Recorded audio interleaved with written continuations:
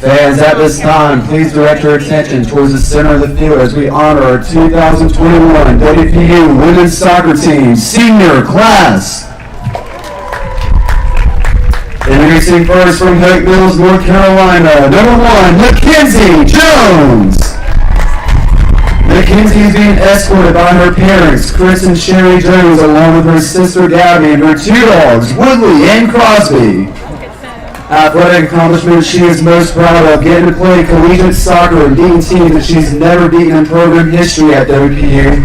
Also receiving USA South Academic All-Conference honors and representing women's soccer for the Student Athlete Advisory Committee while currently serving as SAC President. She plans to graduate with a degree in exercise and sports science with a minor in sports management. Her plans after graduation: attend UNCW to pursue athletic training. And Mackenzie would like to thank WPU University and the coaching staff for giving her the opportunity to play soccer for the past 4 years, her former and current teammates, and lastly, she would like to thank her family, specifically her parents and friends and sister Gabby, for pushing her to be better and always being there for her. She expresses to Gabby that she's more than just her sister, she's her best friend. Ladies and gentlemen, Mackenzie Jones! Introducing next from Cameron, North Carolina, number 8, Amanda Lane. Amanda is being escorted by Baldwin and Laura Lane. Her athletic accomplishments she is most proud of: being a member of the women's soccer team, accomplishment program records as a team, and also being named a team captain. She plans to graduate with a degree in exercise and sports science with a minor in psychology. Her plans after graduation is to go to physical therapy school. Amanda would like to thank her family and friends for getting her to this accomplishment, for Coach Ozzie for stepping in and taking on the interim head coach position, and finally her wonderful friends and teammates she has made here at Peace. Ladies and gentlemen, Amanda Lane!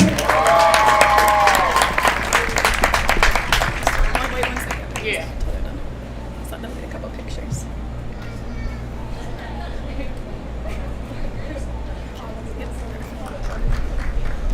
Introducing next from Raleigh, North Carolina, number 12, Deasia Jones. Deasia is escorted by Tanya Jones and her father, Bill Jones. Her athletic accomplishments she is most proud of: beating teams for the first time in program history. She plans to graduate with a degree in biology. Her plans after graduation are to attend graduate school at VCU to obtain a master's degree in forensic science. Deasia would like to thank the coaches for putting in the dedication and time to allow us to have a successful season. To her teammates, she wants to thank them for continuing them to push her every day and always keeping a smile on her face. Lastly, a special thank you to her family for always being there to support her. Ladies and gentlemen, number 12, Deasia Jones! Megan? Yeah, Mebin. And lastly, from Maitland, North Carolina, number 21, Jordan Rogers. Where is it? Yep, Larry and Yvonne. Jordan is being escorted by her grandparents, Larry and Yvonne Rogers and Deanna Barnes. Her athletic accomplishments she is most proud of: accomplishing program history, USA South Academic All-Conference honors for 3 years, 2 which were distinction, and receiving the Coaches Award for the 1920 season. She plans to graduate with a degree in criminal justice. Her plans after her graduation to pursue a career in criminal justice. Jordan would like to thank her family who has given her all the love and support she could ever need in life. She would also like to say thank you to her teammates, who she has shared many memories over the years here at William Peace, especially her fellow senior class. Finally, she'd like to thank the WPU faculty and staff, especially those of you in the athletic department. Without you all, none of this would be possible. Ladies and gentlemen, number 21, Jordan Rogers.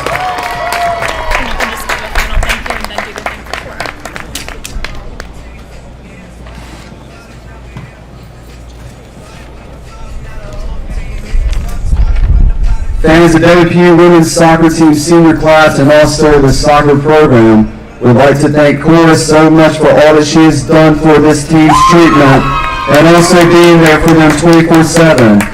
They express how much they will miss her and that it will never be the same without you. The WPU women's soccer team just wants to say, we love you, Cora.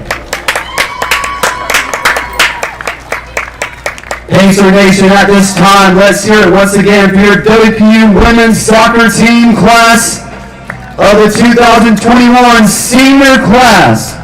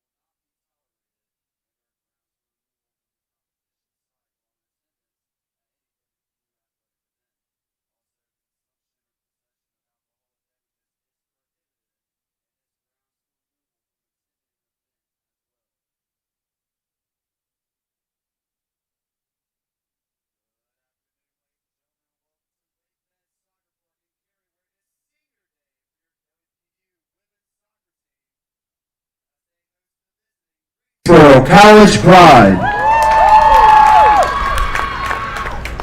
At this time, we'll be introducing the starting lineups for the two teams. First, for the visiting Greensboro College Pride. Starting in goal, number 0, Lindsay Fox. Defender, number 3, Brittany Daly. Midfield, number 11, Sierra Churchich. Midfield, number 12, Haley Russell. Forward, number 13, Taylor Harrison. Defender, number 15, Natalie Habit. Defender, number 17, Hannah McCarthy. For number 18, Logan Schnabel. For number 19, Maddie Betancourt.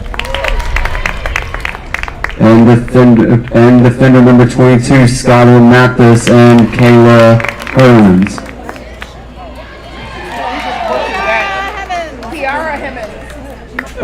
And the Pacers and the Pride are led by head coach Jordan May and Maddie Karch, Sydney Golden and Mike Johnson.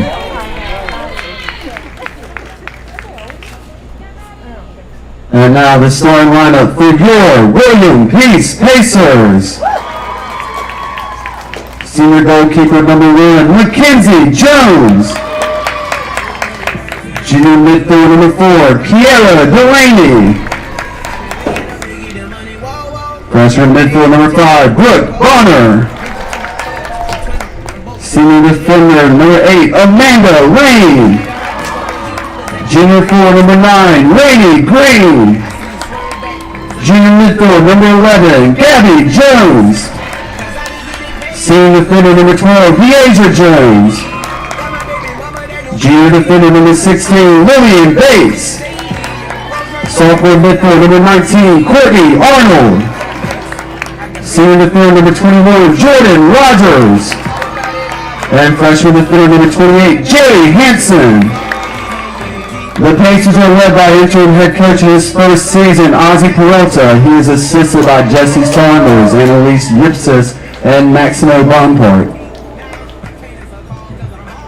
Fans, at this time, please rise if you're able. Kindly remove your caps and help us as we honor America with the playing of our national anthem.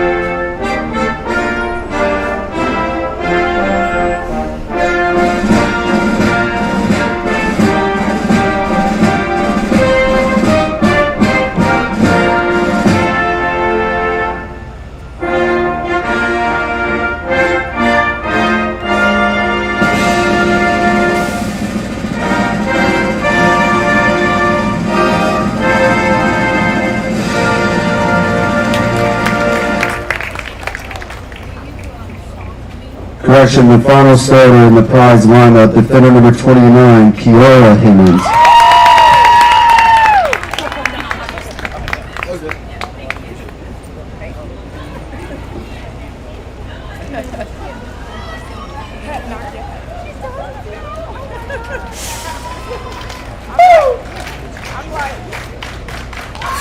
I wish I had.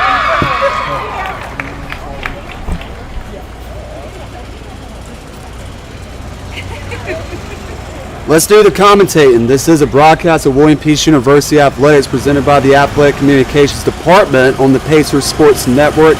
Hello everybody, it is senior day here at Wake Med Soccer Park in Cary, North Carolina, where the Pacers host the visiting Greensboro College Pride as the Pacers honor 4 members on their starting lineup today.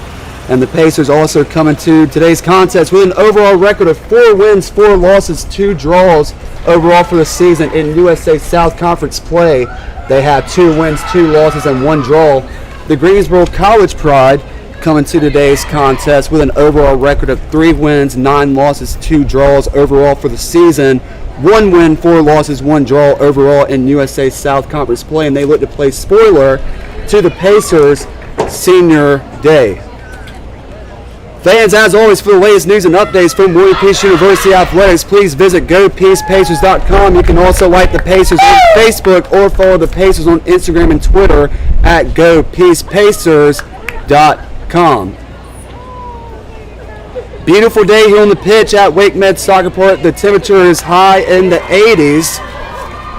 It was boiling here a little bit earlier during warm-ups. We've had a little bit of clouds rolled in from the west, covering a little bit of midfield area and giving us just a little bit of shade.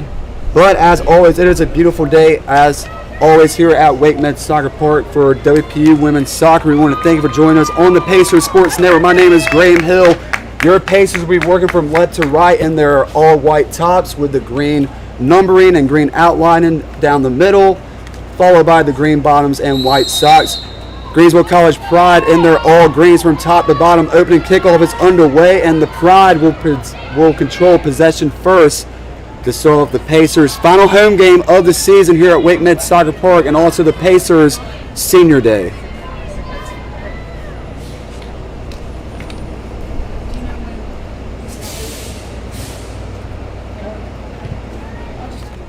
Mackenzie Jones, the senior goalkeeper, getting the start here today. From Hope Mills, North Carolina, will kick this one out, put this one back out into play.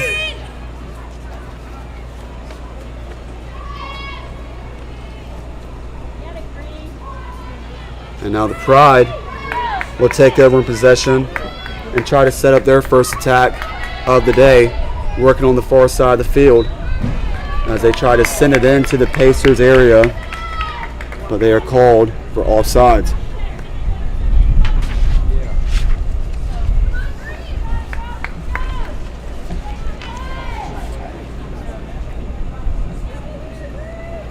Jerry Hansen will take the throw in for the Pacers.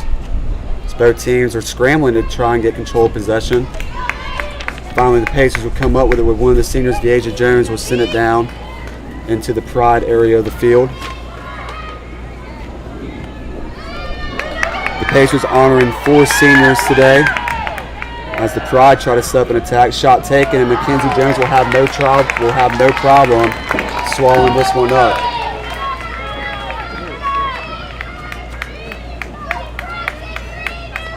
Couple of bounces by Jones, one of the 4 seniors being honored today. Amanda Lane, Deasia Jones, and Jordan Rogers. 4 seniors that were recognized in the pregame ceremonies. And we want to thank them for all that they've contributed within the past 4 years to this WPU women's soccer team program.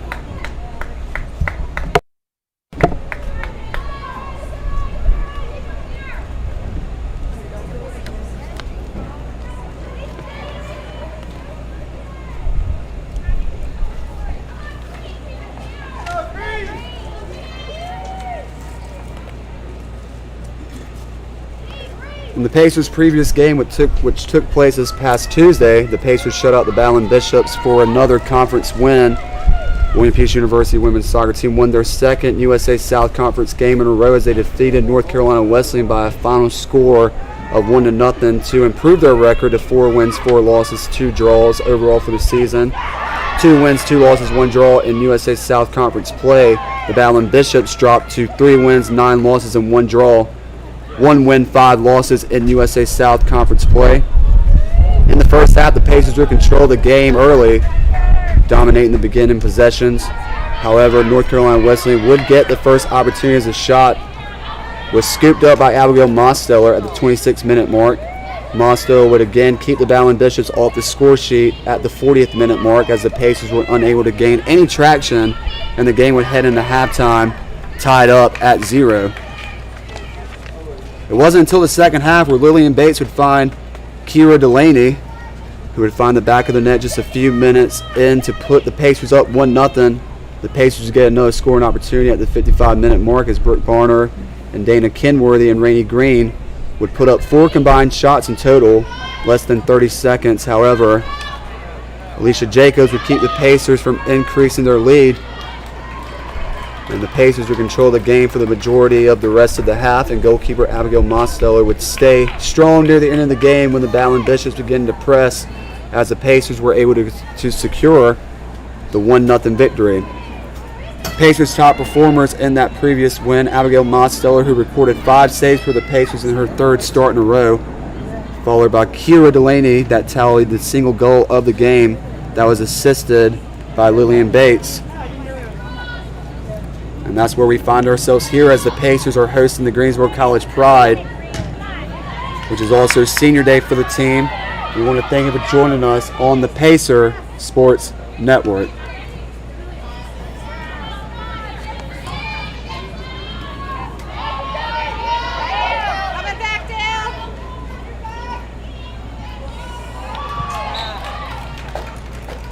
Play is sent deep down into the Pride's area of the field where they'll just run it out. Throw in coming up for the Pacers. Deasia Jones will take it from the right of her bench. So we've already had 5 minutes played away in this one in the first half. Good amount of Pride members making the short drive here from Greensboro as they look to see their team hopefully play upset against the Pacers on senior day.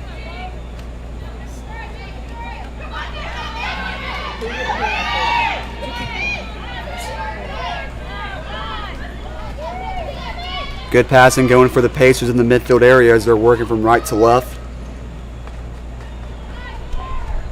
Arnold trying to find some separation in the box, and the play is kicked out away by Hemmons.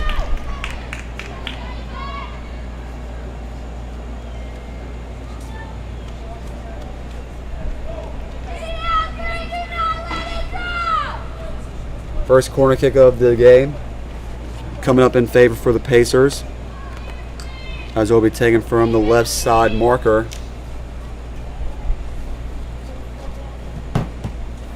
Green will be taking it. High working kick that falls right in front of the goalkeeper. She has to fall on top of it. Good move there by Fox. Actually, the ball is still out as it's cleared out to the left side. Randy Green attempts to put it right back in the box, but instead puts the ball right on target to goalkeeper Fox. Great recognition there by Fox as that ball fell right in front of her and she fell on top of it.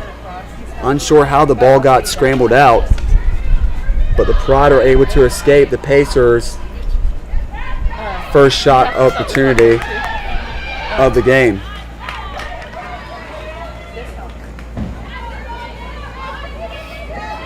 As we switch fields, where Mackenzie Jones now has it.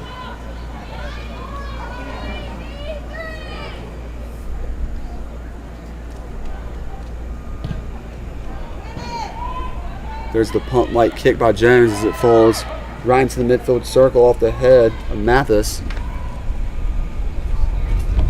And rolls over to the left side of the field where the Pacers will take back over in possession.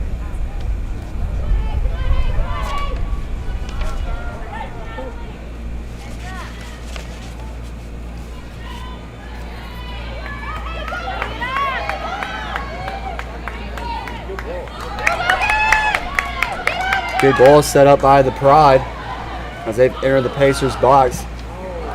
As they pass back out, and then Mathis comes up to take a shot and sells that one over the head of Mackenzie Jones.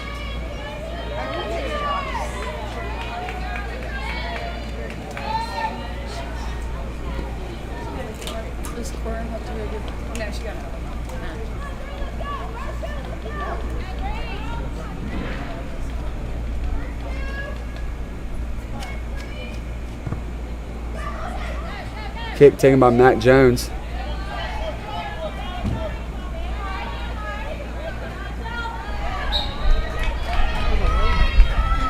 As number 19, Betancourt of the Pride steps out, giving the Pacers another throw-in.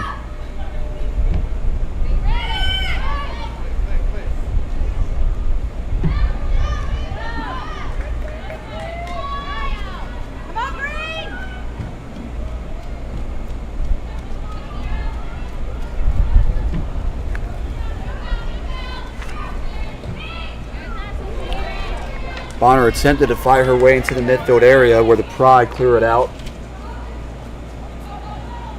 On the far side of the field now, where Russell will have it. Russell takes a shot, takes a couple of bounces, and it goes into the gloves of Jones.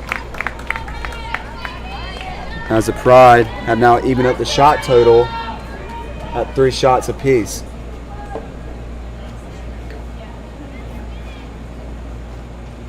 Matt Jones pivots over to the right side. Oh, good kicks.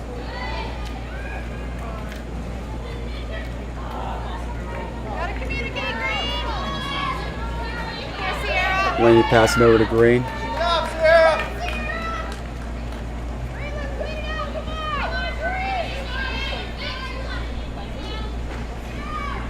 DeAsia Jones trying to throw the ball in down the near side of the field.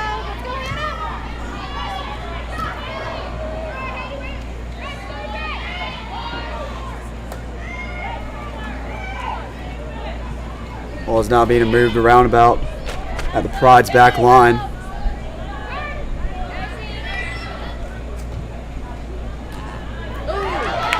And now the Pride once again have a nice run that they're setting up here that's being led by Schnabel. Schnabel's taken down. Foul's going to be called against the Pacers, but it's what they had to do to stop the Pride's on-Seward run.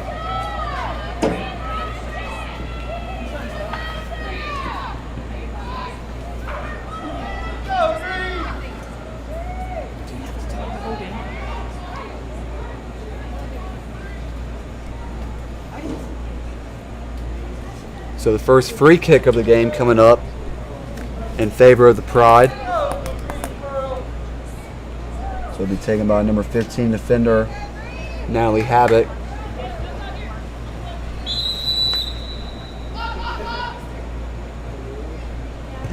There's a kick by Havoc, and it's immediately blocked by the Pacers wall. And unfortunately, a handball is going to be called against the Pacers. So that will set up another Pride free kick, this time just a couple more yards up from the previous spot. Pride so far have shown up to play. They've done a good job of keeping the ball in the Pacers area. And now they have their second free kick opportunity of the contest. This time it's going to be 19, Maddie Betancourt taking it. Or excuse me, that's still going to be number 15. Habit is going to take it as the ball rolls out of play to the left side.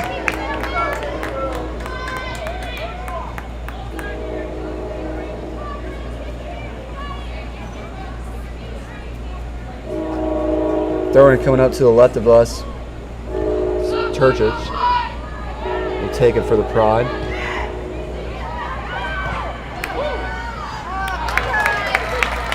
Another shot opportunity put up by the Pride. Good save by Jones.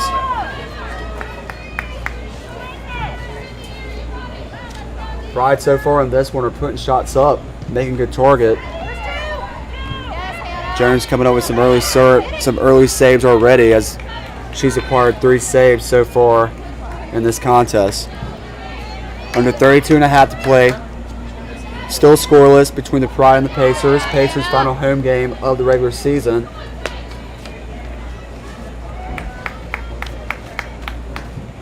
As they control their own destiny from here on out. If they want to be able to qualify and gain a seed in the USA South Conference Tournament. That just hit that girl in the head. To the right side of the box. Pacers clear it out momentarily. Pride doing a great job of keeping the ball on this side of the field. A battle of the greens between these two teams, and now Rainey Green has a breakaway opportunity. Green taking her space, moving over to the right side, trying to beat the defender. She slows down just a little bit. Green still working one-on-one with the defender. She beats the defender. She's now going down the far side of the field, but is kicked out of play. But it will stay in possession with the Pacers. 31.5 to play here. Throw in coming up for DeAsia Jones. DeAsia Jones throws it into the foot of Arnold, but it is broken up by the defender. Gabby Jones with it now. Passes over to the right side of Green. Green on the right side of the box, crosses in. Header opportunity coming up, on target just to the right. Good opportunity there by Amanda Lane, and that's a great way for the Pacers to respond after the Pride's shot opportunities they've gotten early on in this one.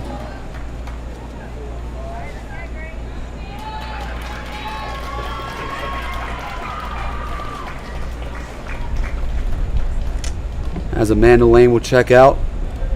Dana Kimworthy will come on for the Pacers. First substitution of the day's contest between either team.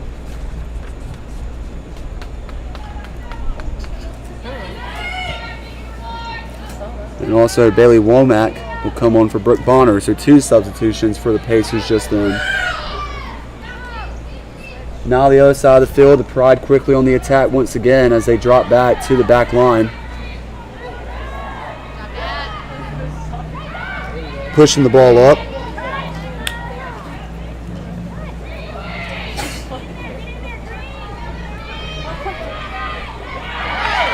Pacers doing a good job of stripping the ball away from the Pride momentarily, but the Pride are right back on it. And now on the left side of the box, Betancourt will take a shot, and it sails high over the goal. Good ball and good shot opportunity by the forward, number 19, Maddie Betancourt.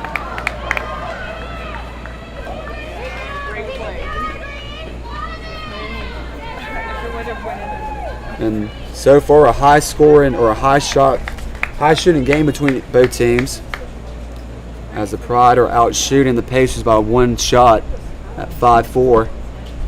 3 of those 5 shots on target for the Pride, 2 of those 4 shots on target for the Pacers.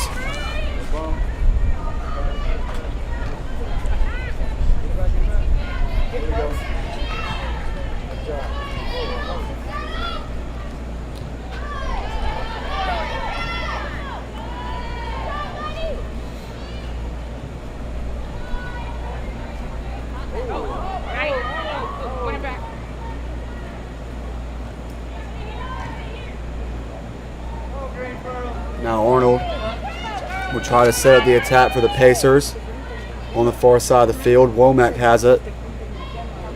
Womack taking her space one-on-one with the defender. And Habit clears this one out. Throw in coming up for the Pacers.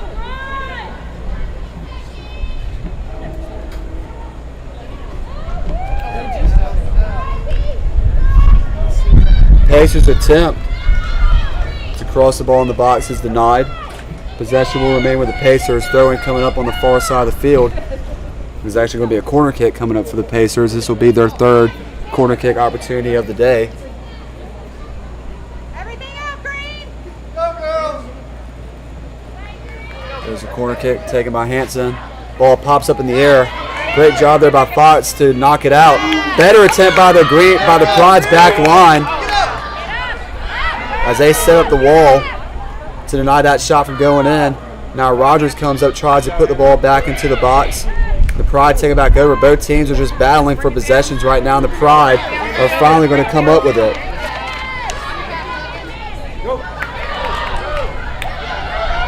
Now Schnabel beats the defender, but Deasia Jones is able to stop the run.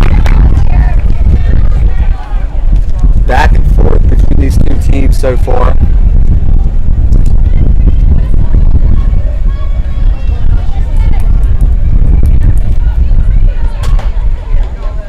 As both goalkeepers for both teams have had to get some work in early. As Jones of the Pacers has made 3 saves so far in this one. Fox of the Pride has made 2.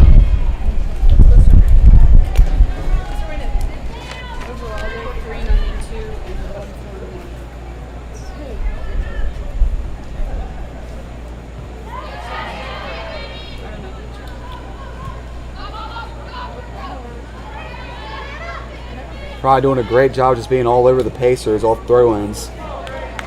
Keeping the ball in their area of the field. Gabby Jones beats the defender. She now tries to cross over to the left side where her pass is intercepted by Habit. And as Womack goes down, a foul will be called against the Pride.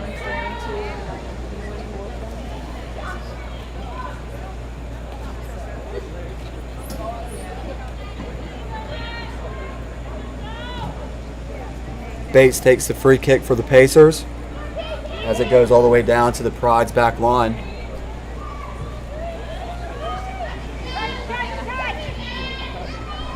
Both teams trying to bring the ball down. Pride come up with it. McCarthy passes in front to Betancourt. Betancourt through the legs of Jones. And that ball is kicked into the grandstands. I couldn't turn fast enough.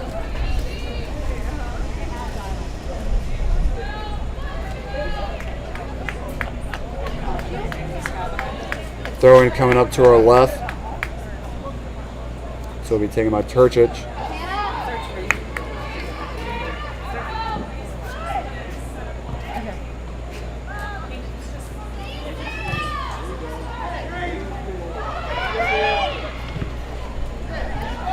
Bates clears it out momentarily for the Pacers.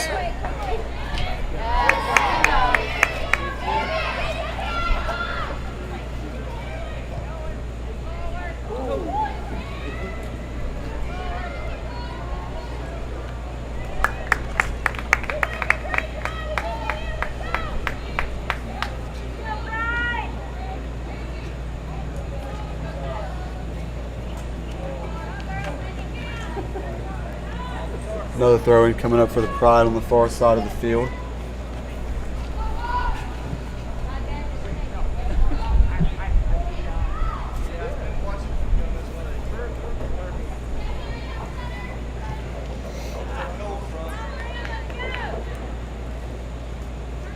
Pride maintaining possession.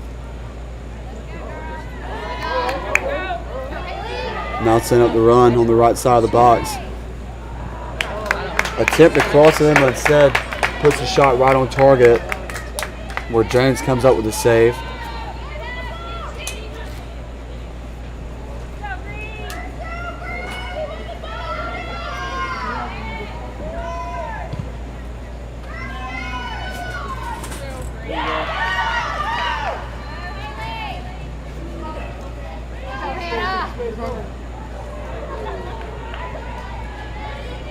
McCarthy tries to send this one into the box. Takes one bounce and is picked up by Matt Jones. Jones takes a couple of bounces. Kicks it off her right foot, where it takes a couple of hops to the midfield circle. Gabby Jones controls it. And then Daly of the Pride's back line clears it out of play. Under 23 minutes to play here in the first, still scoreless between the Pride and the Pacers.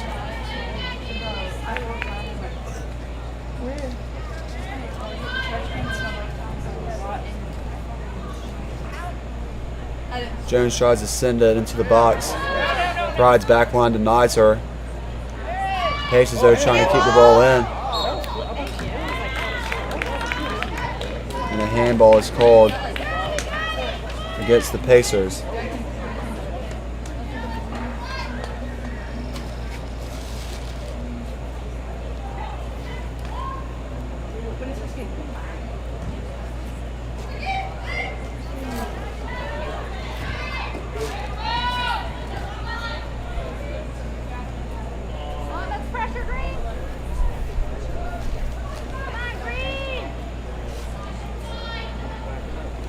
Womack now on the far side of the field tries to switch fields, and he'll take a couple of bounces in front of Fox and will roll out of play.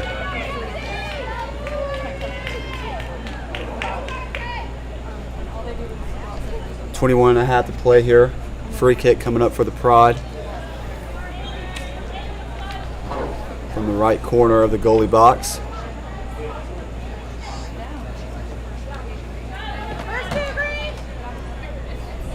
As Jarrett Kesley comes onto the pitch for Taylor Harrison.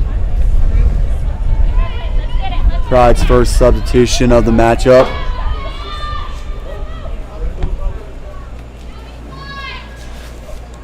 Now over on the far side of the field, ball just rolls out of play.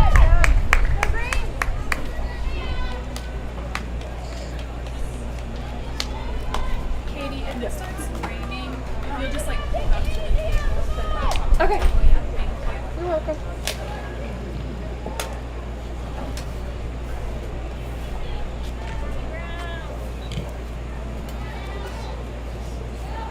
Looks like you could anyway.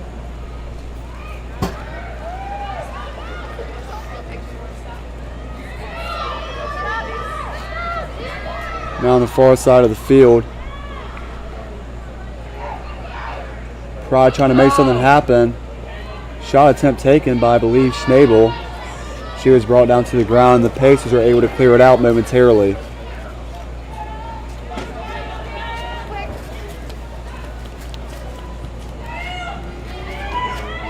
"20 minutes to play here.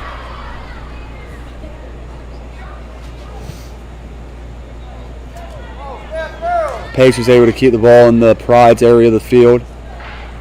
Green tries to put into the middle. Her attempt is denied. Deasia Jones saves it at the midfield area momentarily. And now Schnabel starting the run for the Pride.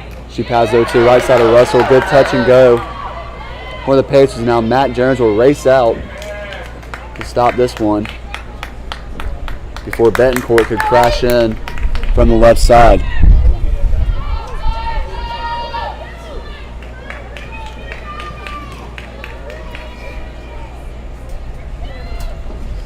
Here's a goal kick taken by Jones.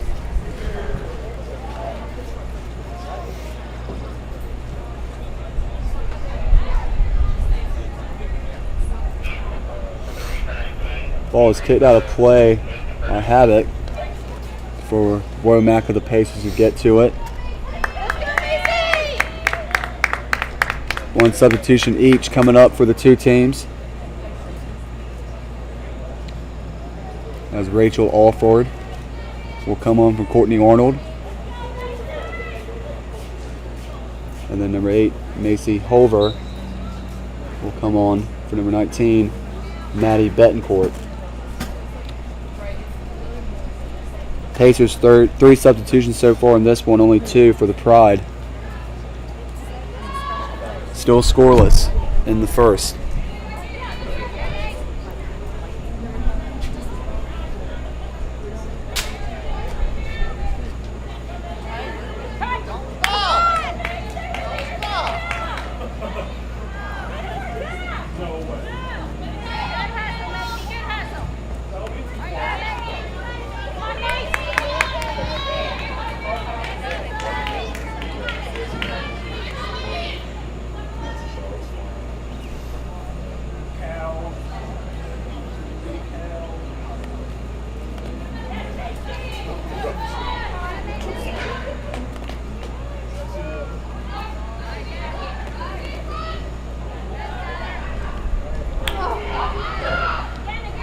Pride deep in the Pacers area of the field.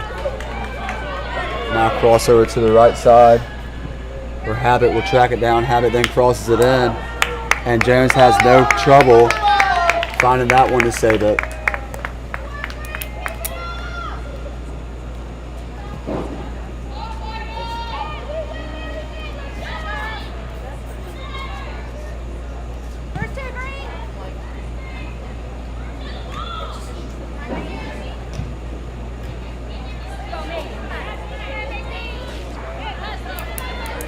Lady Green takes the ball away from Holver. And the Pride from the midfield area just send it back in. Jones races out to the right side of the goal to pick it up.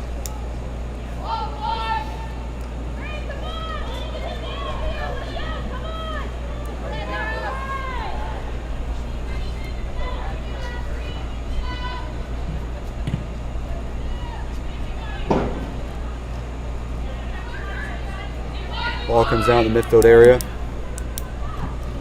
Gabby Jones gains possession for the Pacers.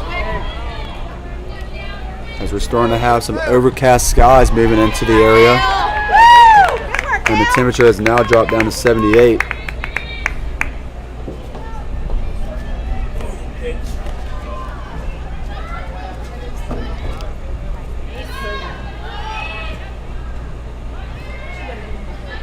Taking a look at the current forecast, 59% chance of rain right now. At 5 o'clock when this game is supposed to conclude, it will drop back down to 37%. The temperature will drop to 70 degrees. And then for our second game of the day here at Wake Men's Soccer Park for the WPU men's soccer team senior night, which is supposed to kick off at 6 o'clock. The forecast drops down to a 7% chance of rain. Temperature low at 65. But the entire field now is covered from overcast clouds that have rolled in from the north. You can definitely tell the temperature change has occurred as it has cooled down tremendously here at Wake Med. Play resumes.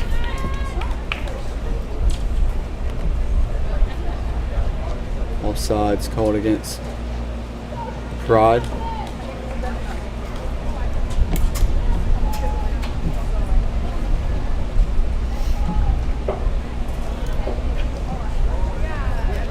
Womack clears it out momentarily.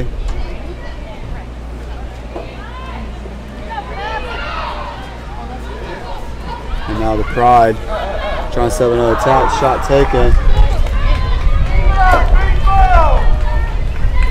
Sails over to the left side of Matt Jones. Free kick coming up for the Pacers.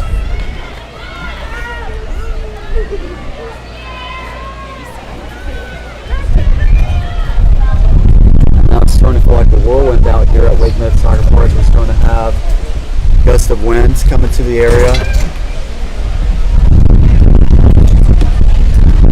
And soon here I might not only be doing play-by-play commentary but a little meteorologist work as we're having a sudden change of weather occur here in Cary. The entire field almost covered by a shadow now with these thick clouds moving in.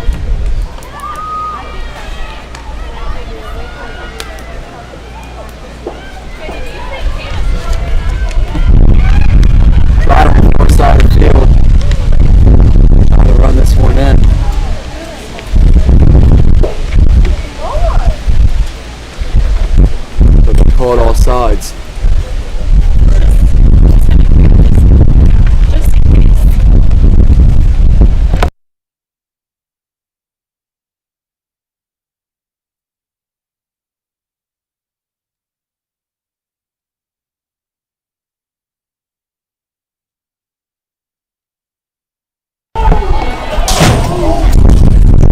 As we're having a tremendous amount of wind start to come in. And fans, we're actually going to take a pause here for live stream connection identification as we're having to prepare for inclement weather that's supposed to be coming into this area. We'll keep the live stream coverage of the game going for you. We'll have to take a pause on play-by-play commentaries. This is WPU Women's Soccer on the Pacers Sports Network.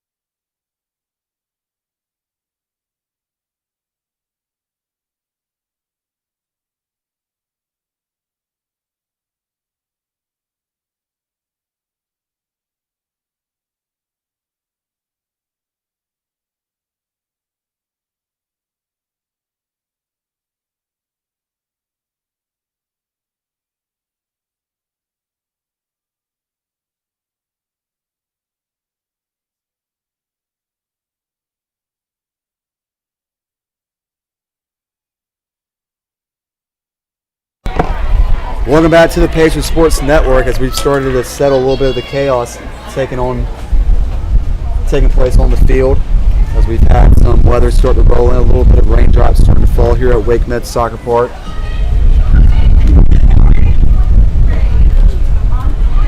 As it's saying on my forecast that rain is obviously supposed to be starting soon. How much is the question? As now the weather has moved up to 68% chance of rain.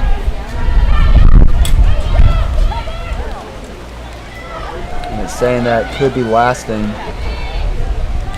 all the way up until 4:04. So things are about to get sloppy out here for the closing minutes of this first half. But we will do our best to continue to provide play-by-play coverage on this live stream as efficient as possible.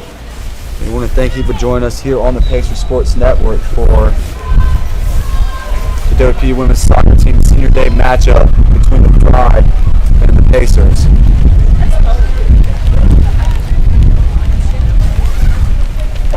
As the rain is now starting to come in.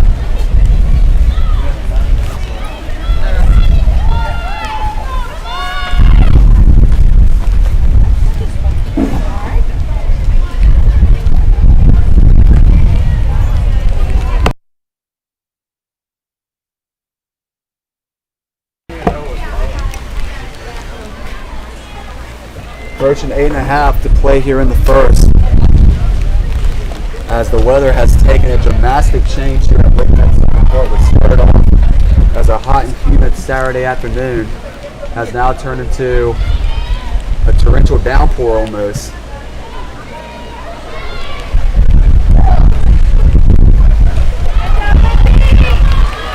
As the rain has now started, and it is coming right into our broadcast booth here at Wake Med Soccer Park.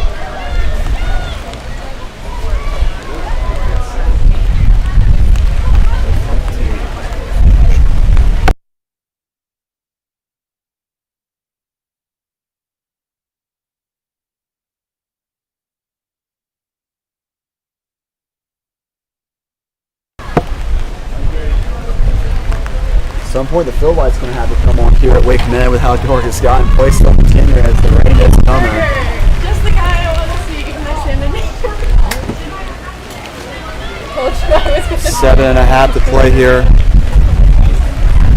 Third one coming up to the right side of the midfield circle.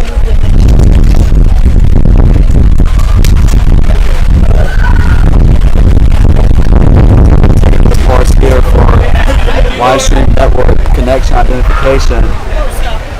We'll be right back with play-by-play coverage of the WPU Women's Soccer Team on the Pacers Sports Network.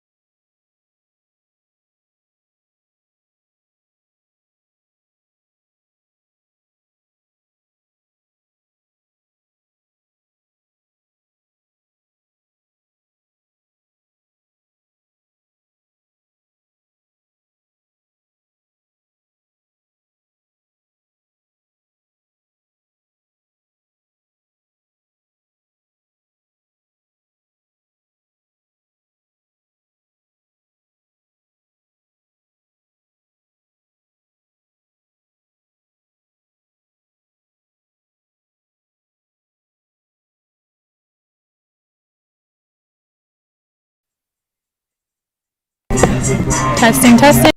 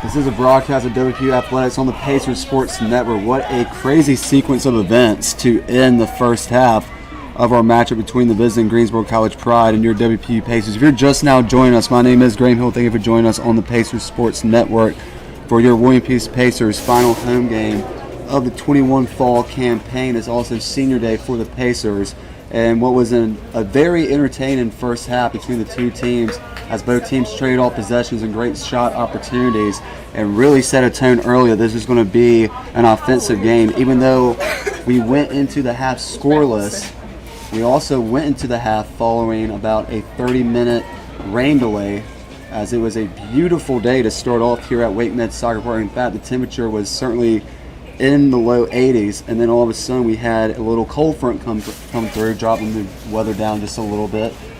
And then we also had some steady rain coming to the area, delaying the game just a little bit. We are now back as we're approaching 2.5 played here in the second between the visiting Greensboro College Pride and your WPU Pacers. Let's take a look at the first half stats presented by GoPeacePacers.com. Fans, for all the latest news and updates on WPU Athletics, please visit GoPeacePacers.com. As I mentioned, both teams set a tone early of just trading opportunities back and forth with each other, as there were multiple attacks, there were multiple shots taken, and honestly just a lot of good offensive possession between the two teams. As every time, speaking of offense, we have a breakaway taking place right now. Jordan Rogers is going to run it down and move it to the right side. She'll then pass it back up. Needless to say, the first half was all about attacks, and both teams really did put on attack on one another, and it was actually kind of outstanding that neither team were able to get a goal scored in the first half, and we went into the halftime scoreless, as there was a total of 15 shots taken between the two teams. The Greensboro College Pride led the Pacers by just one shot at 8-7. 5 of those 8 shots on target for the Pride, 4 of those 7 on target for the Pacers. The Pacers had some good corner kick opportunities. The Pride didn't. 2 corner kicks for the Pacers in total. No red cards, no yellow cards, a total of 3 fouls between the two teams. Pacers 2 fouls to 1. And then it was also a good competition between both goalkeepers as they were starting to get into rhythm and start to lock in and focus in on this game. As Lindsey Fox made a total of 3 saves for the Pride, Matt Jones, who is making her senior day start, got a total of 5. And then shots forced between the two teams, 15 in total, 8 to the Pacers, 7 to the Pride. And that's how we find ourselves here after a rain delay and some fierce weather that came in through the Cary area, approaching about 4.5 played away here in the second.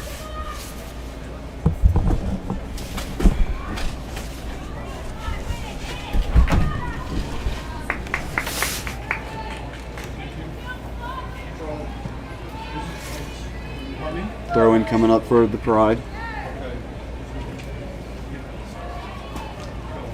As now 2 team members will run it down near the far corner left marker. Whistle was blown, foul called. Free kick coming up for the Pacers.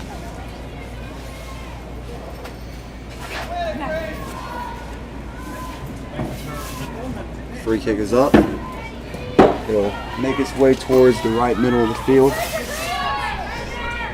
Rogers will pass it up to Alford. Alford can't hold on to possession. Pride take back over. Now Womack sends the ball up into the air off the head of Pimmons.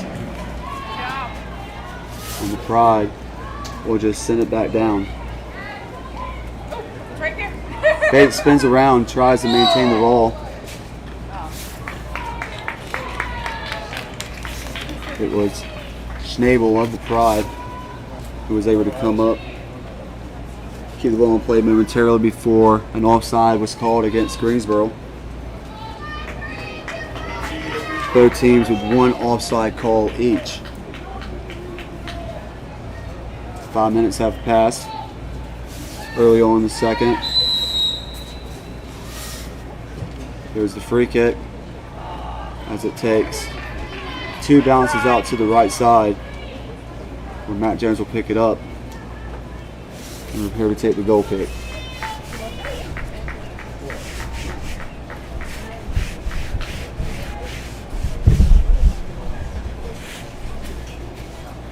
And 39.5 to play.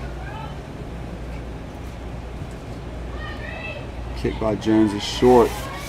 Falls at the feet of her sister, Gabby Jones.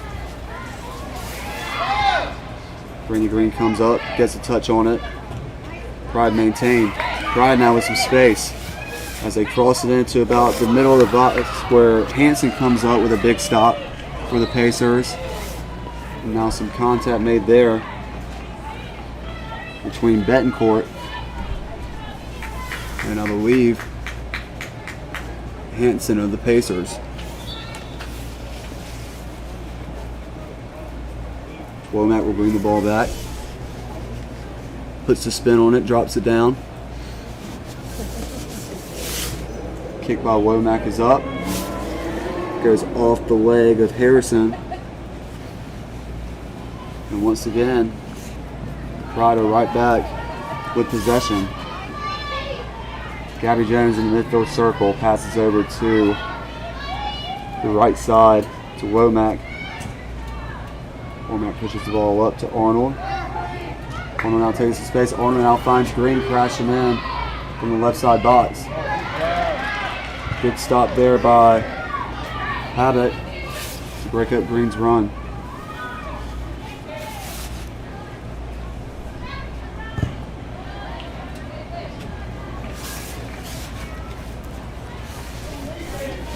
Ball is sent on a play. Womack will take the throw in for the Pacers. Just to the right side in the midfield area. High can throw in. Trying to get it down to Alford. Instead it's Hobbit who clears it out once again.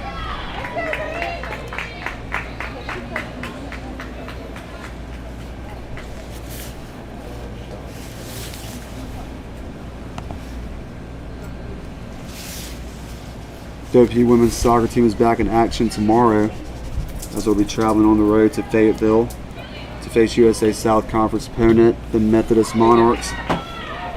Opening kickoff at that time, the last time I checked, was to be announced. We'll see if we can get a confirmation on the kickoff here, as it's still saying it's to be announced. But that will begin a 3-road stand for the Pacers to close out for the remainder of the 21 fall season. 30 to 25. As this Wednesday they'll be traveling to Meisenheimer to face the Pfeiffer University Falcons for a 6 p.m. kickoff. Then the Pacers will close out the regular season in Winston-Salem next Saturday as they'll face the Salem College Spirits for a 1 p.m. kickoff. For the live stats and game recaps of those upcoming games, please visit GoPeacePacers.com. There's the punt sent off by Jones. Bounces over the intended target of Arnold. And now the Pride will try to settle it down. Pride come up with it, taking some space right here in front of us at the midfield area. It's Eckenstrand who had it.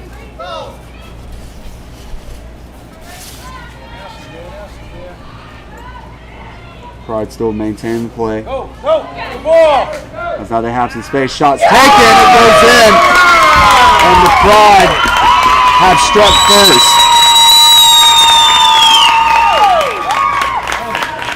It took a whole half and a rain delay, but we finally have a goal in today's contest.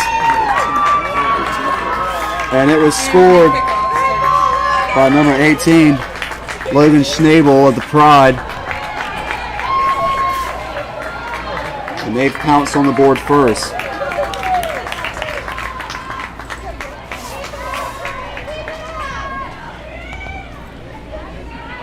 Somebody to start it.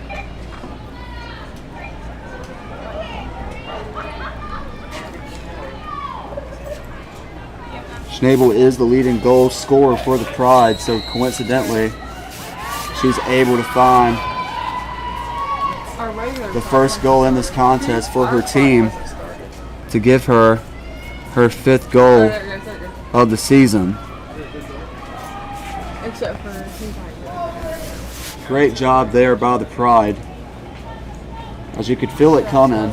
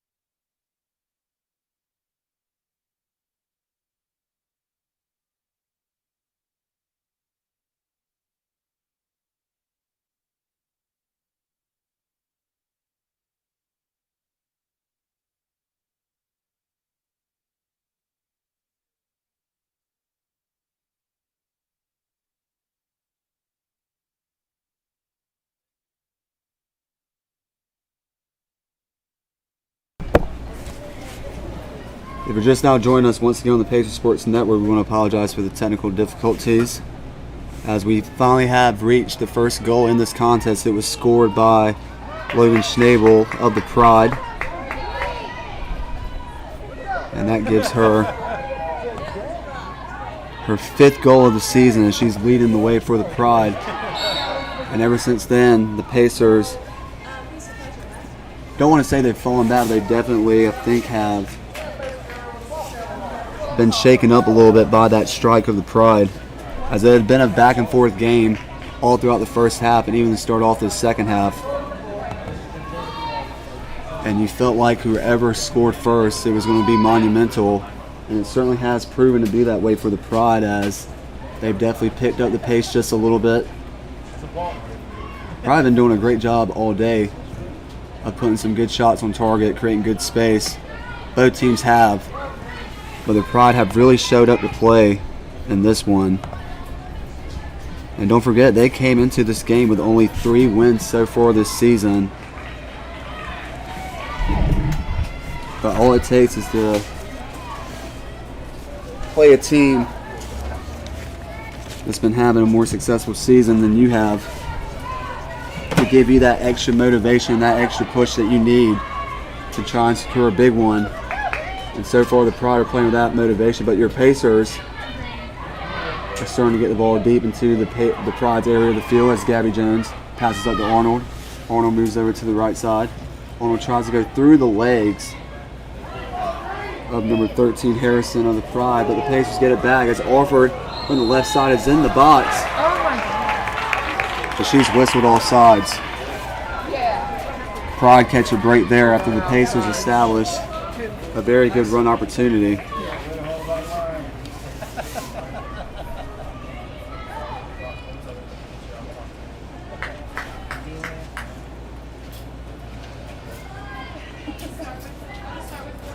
Perfect, that works.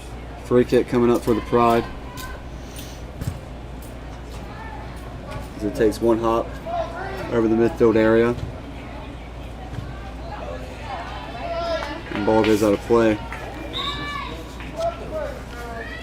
And it will go to the Pacers. As we have two substitutions coming up for the Pacers. As number 20, Isabel Desi, will come on. Along with number 12, Deasia Jones. She'll check back in. Number 21, Jordan Rogers. Number 11, Gabby Jones, will come off. At the midfield area, the Pride get it.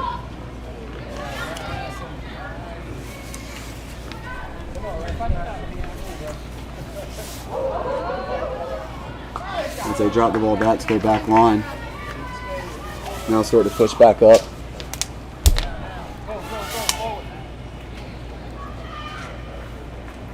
And it is ran out of play by Jones. Possession will stay with the Pride. Under 29.5 to go in this one. Pride have scored first. Off the goal by Logan Schnabel.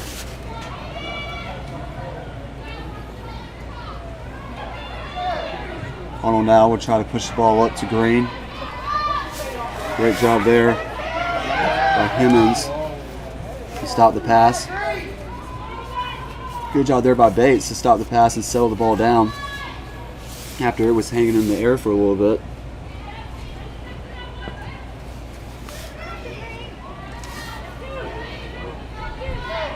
Now Arnold, just on the edge of the midfield circle, will pass right side of Womack.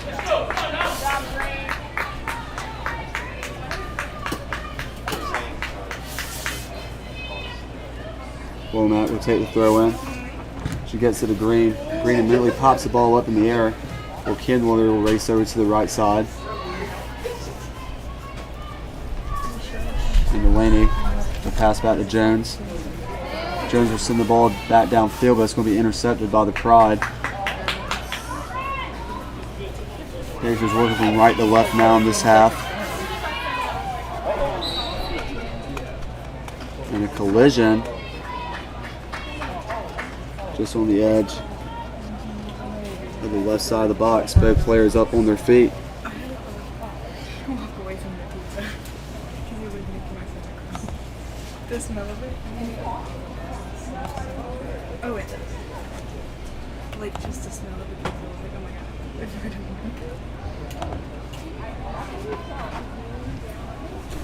The Pride only came into this game with 7 goals scored so far this season.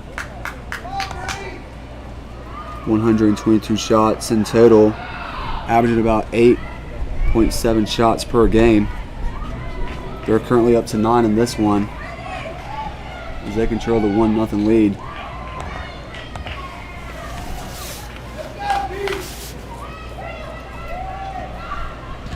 And now Lindsey Fox will send this one out. Ball forward will settle it. Deasia Jones. Short pass up to Delaney. Delaney passes it up to Kenworthy. Kenworthy now passes it to the right side of Alford. Alford crashing from the right side. Her run is stopped, but not before it's the last touch by the Pride. to set up a Pacer Braves and Dodgers. corner kick opportunity. Big opportunity coming up for the Pacers now, under 26 and a half to play. The Pacers have been neck and neck with the Pride all game. Pride have taken advantage slightly after scoring their first goal, but the Pacers have a chance to equalize it. Shot is put up in the air. Goes off the mark of Delaney's foot. And now the ball is sent back up by Russell. Run set up there. Russell trying to track it down. Deasia Jones stops the run.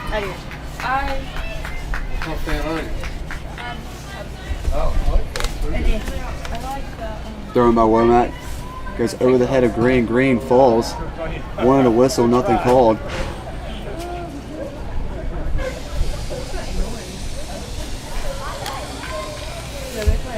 Play continues. Possession remains with the Pacers. Gary Jones passes over to the right side of Green. Oh, no. This time a foul will be called. If they get the World Series, maybe. Okay, that'd be a nice ride. Free kick coming up for the Pacers. Brought to you by They gotta Womack. win. Atlanta's got to beat the Dodgers. If Atlanta beats the Dodgers, and they'll be in the World Series. Shot is up. Good kick there by Womack. They'll play. Atlanta. Nobody from the Pacers are able to touch it. Now both teams trying to settle it. 2, 3, and 2. Big collision there between Ekstrand and Green.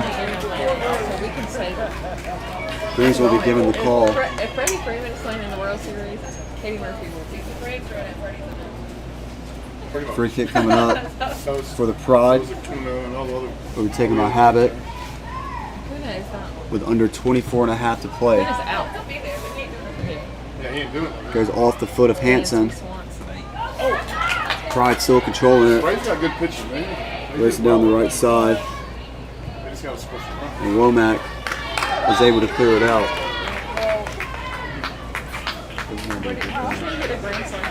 JD Martinez for Boston. 2 more substitutions being made for the Pride. 4-0. Number 17, Hannah McCarthy will check back in. Along number 22, Skylar Mathis.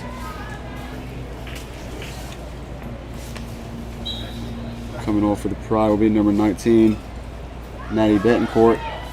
Number 12, Haley Russell.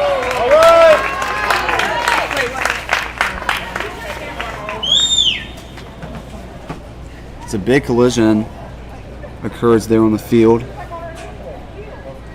as Green was to the right side of Matt Jones, and Green is called for the foul. Now the Pride with a chance to extend their lead.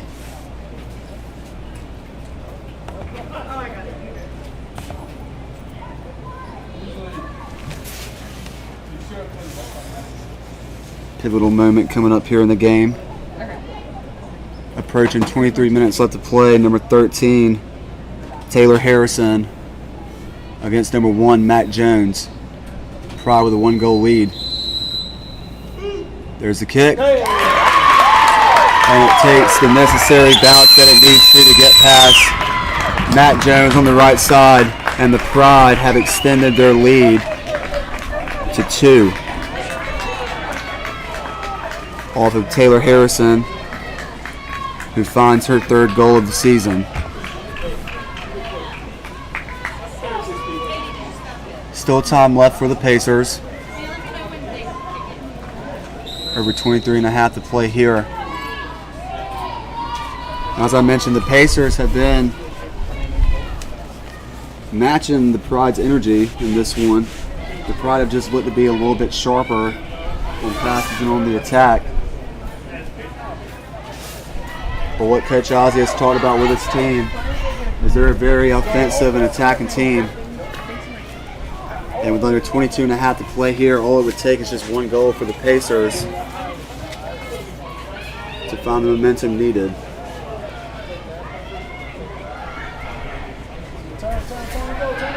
But so far, anytime the Pride have been able to score, they immediately do a great job of reapplying the pressure.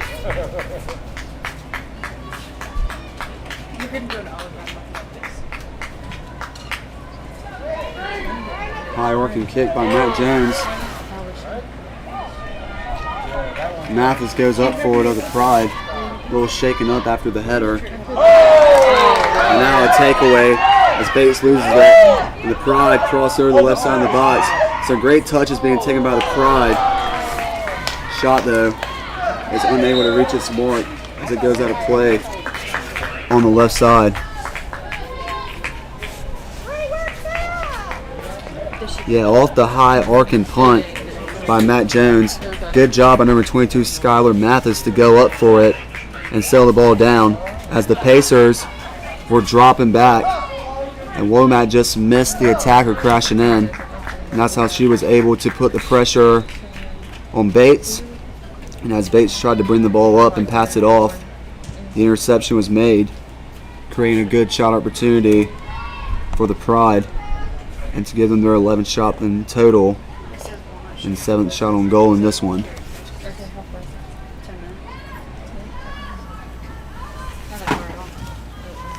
Jones moves over to the right far side of the box where she kicks this one out.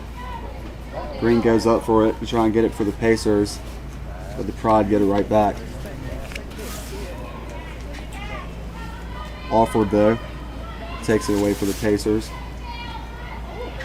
And a collision there between Deasia Jones, number 17 McCarthy of the Pride. Now whistle's blown. It looks like a foul's going to be called against Greensboro, giving the Pacers possession back.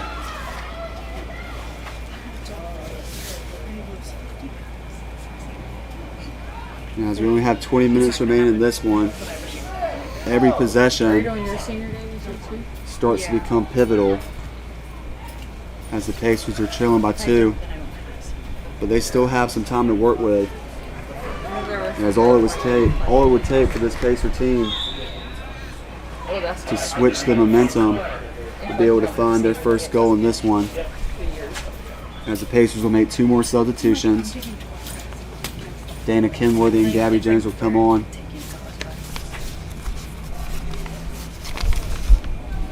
Kira Delaney and Rachel Alford will come off. Under 19 and a half to go. Pride with a 2-goal lead. Pacers have the ball in the Pride's area as they try to crash in from the right side. That was Bonner making the push.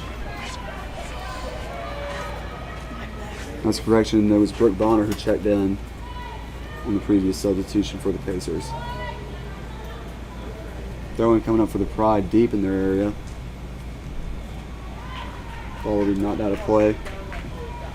But possession will remain in favor of the Pride. On the far side of the field now. Pride working from left to right. Pacers drop it back. Hanson crosses field to Womack. Womack bringing the ball up.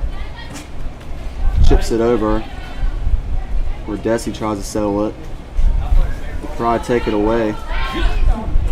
The Green comes up to knock the ball out from Harrison. And the Pacers send it back down. Green tries to cross the ball into the box. Looking to get it to Bonner. Can't do so. Pacers, though, still maintaining possession momentarily. And now 22, Mathis will start the run again. Pride are able to find space, get a shot off. And Jones is able to settle it.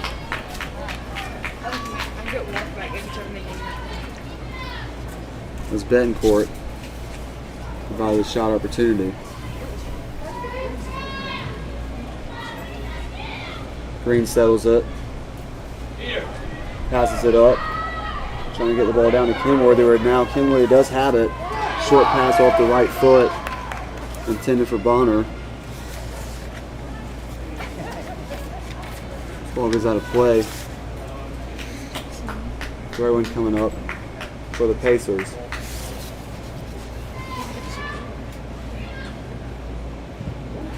Territory was Kenworthy.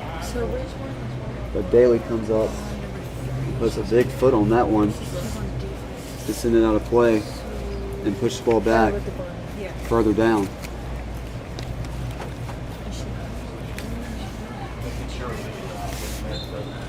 Oh, you matter? No, I'll just shoot.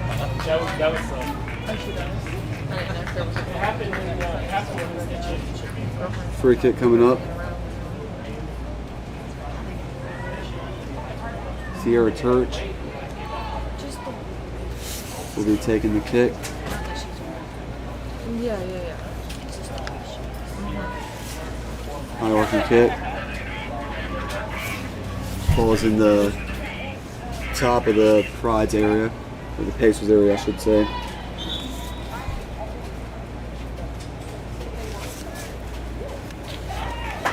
And the Pacers will make a substitution along with the Pride. Jordan Rogers will come on for Lillian Bates. Number 12, Haley Russell, will come back on for Taylor Harrison. Before Deasia Jones can take the throw in, she's stopped. For the substitution to continue on field. As we're approaching 15 and a half left to play in this one, and the Pride get the ball right back.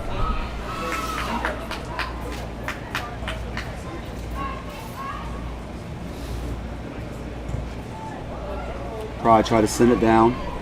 Jones comes up, scoops it up off the multiple bounces. Gives the ball a few bounces herself. I've never used it. I didn't even know that was him until Ken pointed out that him to me last week. Kicks it off to the right side. The Pride win it. We'll now try to set up a run, but Green is able to take it away from her opposing team's number. And now on the left side of the box, Gaylor is making a run. Rogers is able to provide the stop. But possession's going to stay down the near side. What I thought was going to be the Pride was going to stay with the Pacers instead.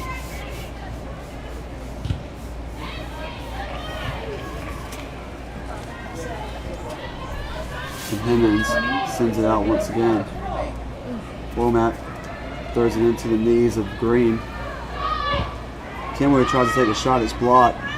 Bonner gets it off the block attempt. And the Pacers now are swarming all over the ball as Kenworthy is applying a lot of pressure on that Pride back line. And the Pride are finally able to make separation and stop the attack momentarily. As now Kira Delaney will check back in for the Pacers. Isabel Desi will check off.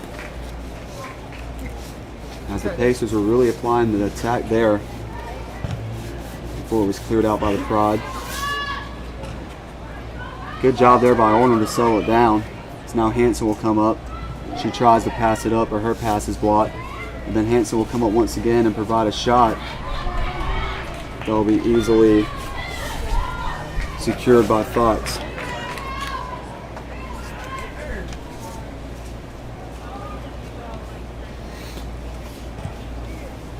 Off the high arcing kick by Fox as we approach the 13-minute mark.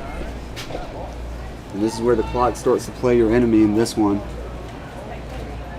If you're the Pacers and you're still trying to look for your first goal of the game, to try and give you a little bit of a push in favor of your way Like when I say the hit, they hit. It's late in regulation. As the Pacers now started to pick up the attack a little bit. So it'll be a throw-in coming on the far side of the field by Deasia Jones. She'll throw it into the foot by Kenworthy, who does a great job of selling on the first touch. Kenworthy, though, is brought down from behind. And the Pride just send it back upfield. Under 12 and a half, the Pacers still have some time to work with in this one. Deasia Jones takes the throw once again. It's settled by Gabby Jones, who's able to get around the defender and tries to send the ball into the box.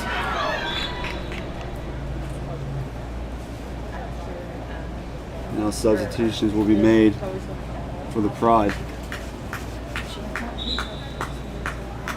Free kick coming up.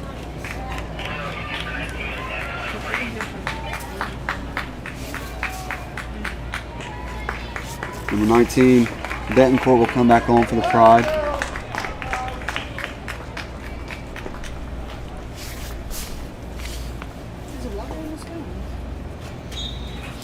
Number 18, Logan Schnabel will check back on,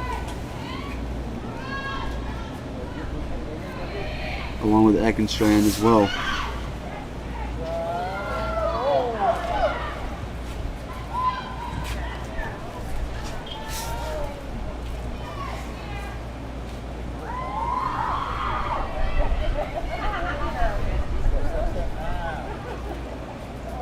Pride trying to establish a run on the far side of the field. Deja Jones is able to shut it down by kicking the ball out of play.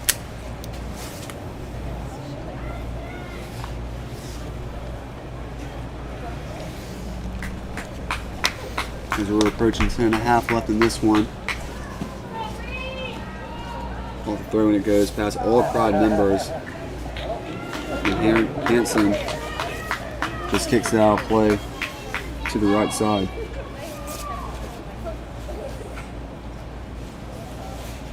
As the sun has resurfaced here at Wakenet Soccer Park, temperature has risen back up to 70 degrees, and it should set up for a beautiful night of our second matchup on the Pacer Sports Network, as it will be the men's soccer team's turn for their senior night ceremonies, as the Pacers will look to defeat the visiting Mary Baldwin Fighting Squirrels. That kickoff is coming up shortly after this one, as we'll keep in mind the extended time due to the rain delay that took place just before halftime of the women's game. But stick around, as your WPU men's soccer team will be in action following this one.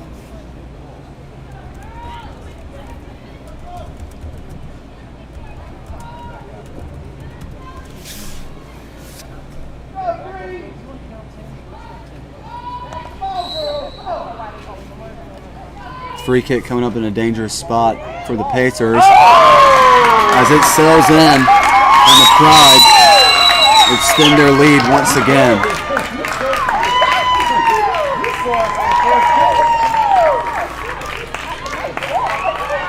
As that was just a great free kick that was taken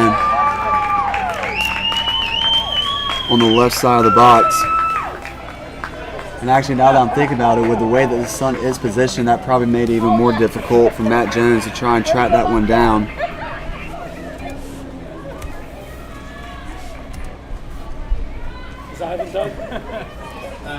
But it wasn't in the most beneficial spot in favor of the Pacers. And where that sun is located, I know Matt Jones is good enough of a goalkeeper, where if that was free kick that might have been taken at nighttime, she could have easily gotten that one. But unfortunately, it just went in the favor of the Pride, who now have a 3-goal lead with under 9 minutes left to play,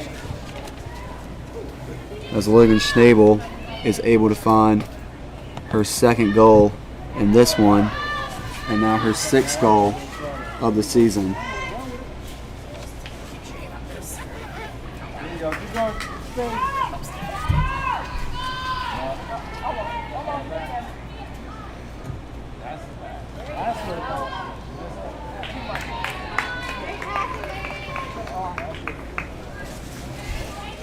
Throw-in coming up for the Pacers. Womack gets it to Green.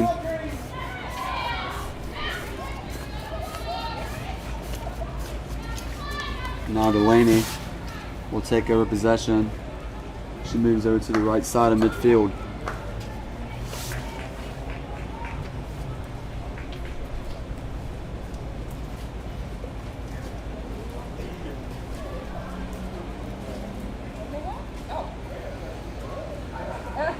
Pacers are able to settle the Pride's throw-in. As Kenworthy tries to send it back down.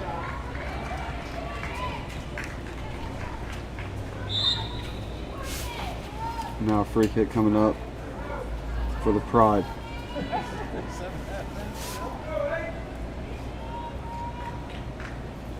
Another substitution being made for the Pacers.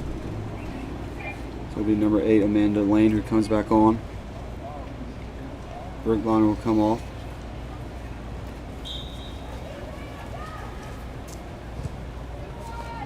So we have reached 7 minutes left to play in this one. Pride with a 3-goal lead.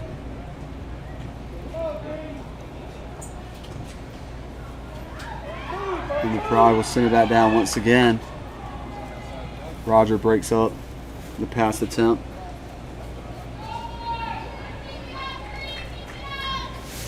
So the Pride will keep possession with the throw-in pursuing.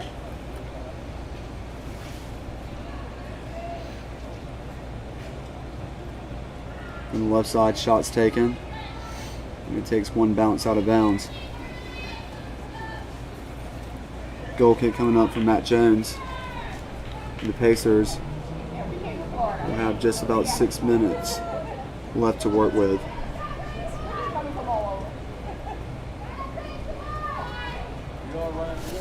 Goes past the age of Jones. Lane settles it. Lane tries to pass up to Delaney, but the Pride immediately send it right back down.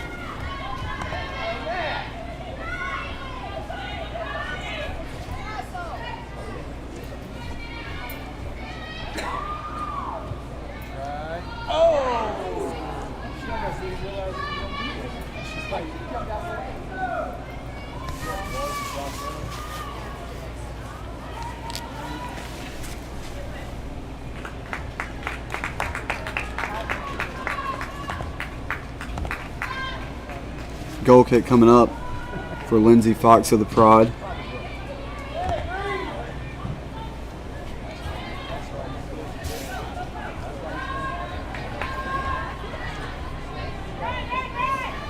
See on the sideline, it's hard to thread it.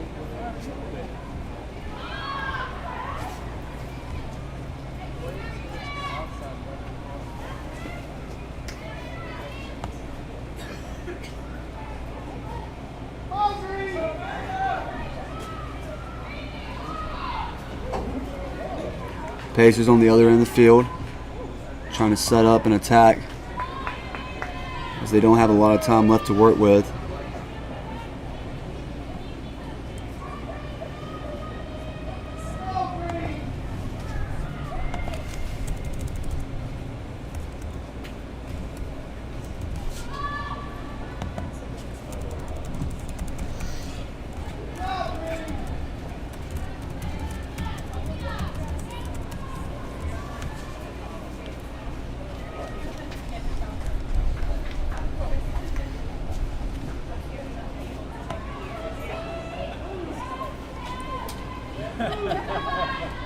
Gabby Jones passes up top to Lillian Bates. Lillian Bates tries to get it down to Green. Pride kick it right back up.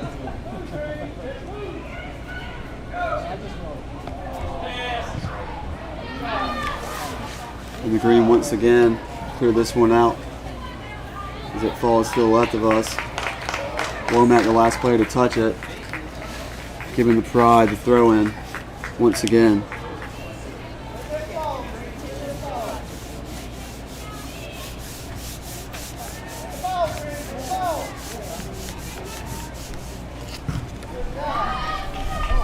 And the Pride push it right back up.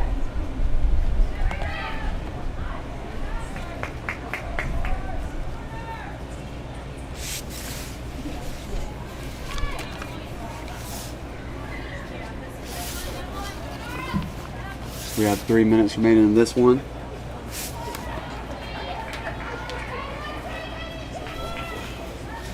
As you gotta give a lot of credit to the Pride coaching staff and Jordan May, who's assisted by Maddie Cart, Cindy Golden, and Mike Johnson, as they've done a great job of preparing their team to travel over here today and play a good full 90-minute game with 2.5 remaining before they pick up their 4th win of the season.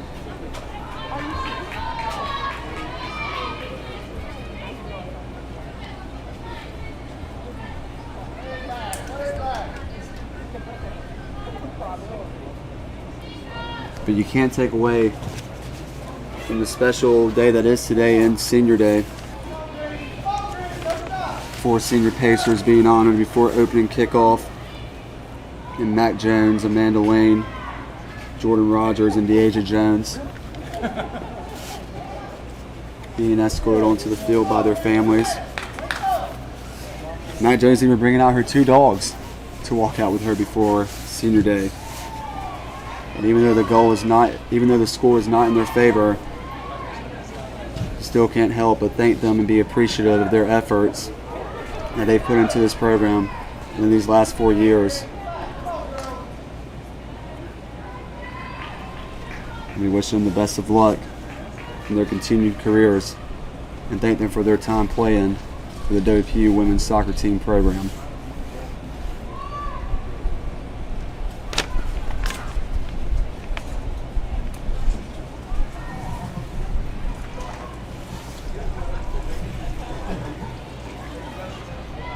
One minute remaining in the half. Under a minute to play. Pacers just battling to set something up and send this senior class at least off with 1 goal. As Love was not able to hold on to it, or Fox I should say was not able to hold on to it. But the Pride get it out immediately. Pacers were a throw-in coming up with 30 seconds to play.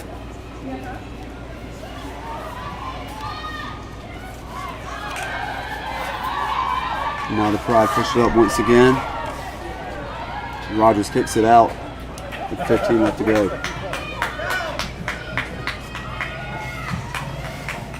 Ten, 9, 8, 7, 6, 5, 4, 3, 2, 1, 0.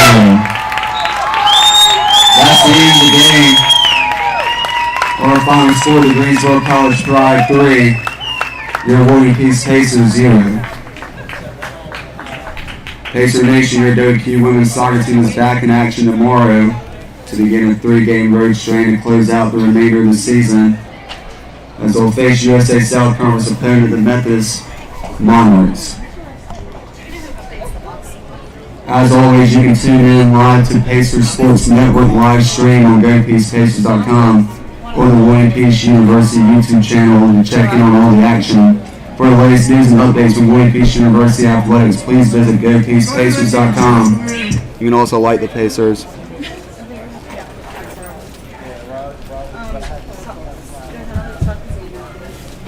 Pride are able to secure the 3-0 victory over the William Peace Pacers in spoiled Senior Day. Congratulations to the Pride who get their 4th win of the season. And they showed up and played a full 90-minute game. And were just able to dominate the pace of play from start to finish. As for the Pacers, they will now fall to 4 wins, 5 losses, 2 draws overall for the season. 2 wins, 3 losses, 1 draw in USA South Conference play as they fall to the Greensboro College Pride by a final score of 3-0. As we wait for the live stats to come into us, brought to you by GoPeacePacers.com. As the Pacers fall to Greensboro College Pride by a final score of 3-0. Final stats: 23 shots taken.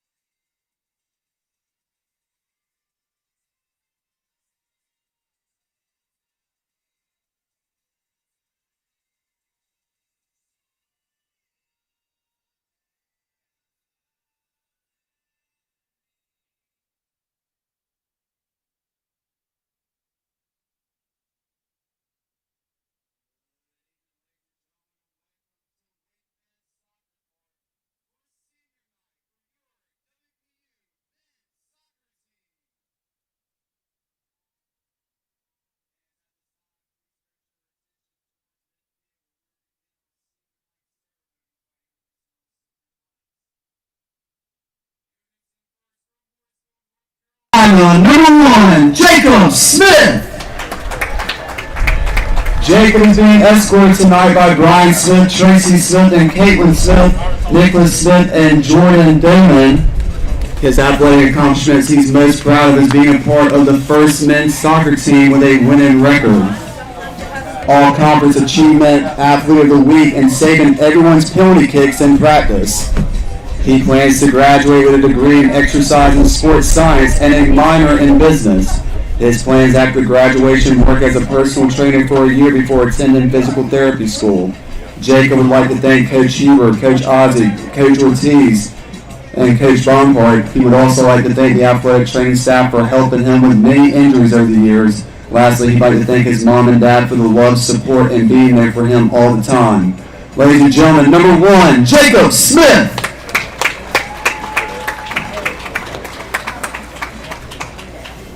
Introducing next from Maryville, Tennessee, number 4, Nathan Seary. Nathan is being escorted tonight by Laura Seary and his father, Vince Seary. His athletic accomplishments he's most proud of making the NAIA National Tournament for the first time in school history at his first school, the University of the Cumberlands. Being a part of the men's soccer team to play for a conference championship here at William Peace as well. He plans to graduate with a degree in business analytics. His plans after graduation, he is considering the options of either attending grad school and pursuing a master's degree in analytics or obtaining employment in the field of data analysis. Nathan would like to thank his friends and teammates for always pushing him to be better, his coaches for having faith in him and giving him the opportunity to play soccer at the collegiate level, and especially his parents and sister for sacrificing so much of their time to drive him to games and tournaments and to come watch him play in their unconditional love and support. Ladies and gentlemen, Nathan Seary. Introducing next from Sanford, North Carolina, number 8, Jose Aguirre.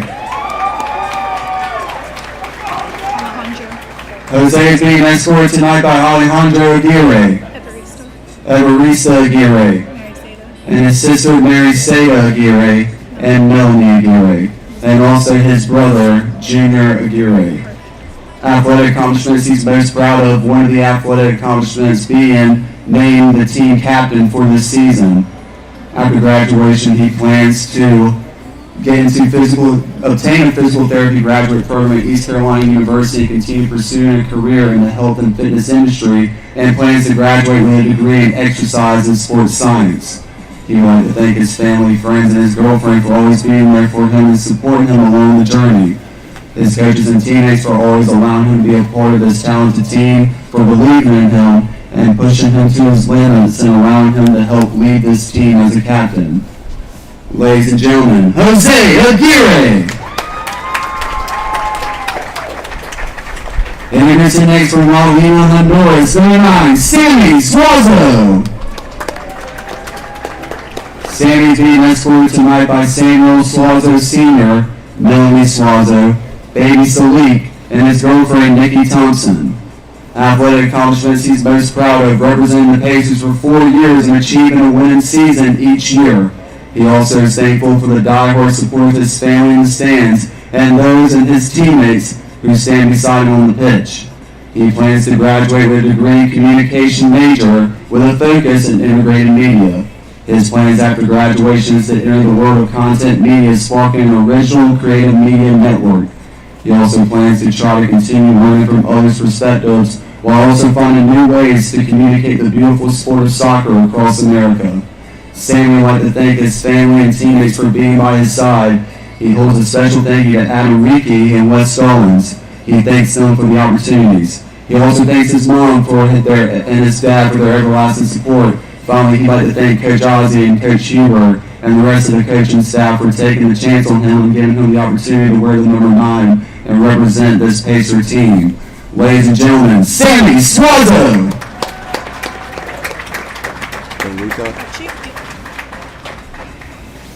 Introducing next, number 11, Archie Theater. Archie is being escorted tonight by his girlfriend Kayla DeLuca and her parents Chris and Ellen. Athletic accomplishments, he's most proud of being named the captain of WPU men's soccer team and being named a member of the first team all-conference. He plans to graduate with a degree in sports management.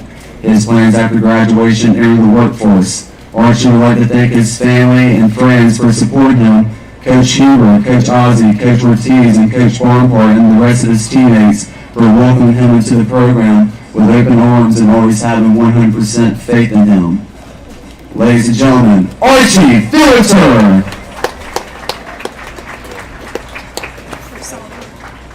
Introducing next, number 12, Ivan Ponce. Ivan is escorted by his mother, Roselda Ponce, and his father, Enrique Ponce. Athletic accomplishments, he's most proud of being the all-time top scorer at William Peace University and surpassing the 30th career goal mark this season. He plans to graduate with a degree in business administration. His plans after graduation, working at a top business that will help him gain the knowledge and skills to later open his own business. Ivan would like to thank his coaches, teammates, friends, professors, his girlfriend, and his family for supporting him and helping him become the young man he is today. Ladies and gentlemen, Ivan Ponce!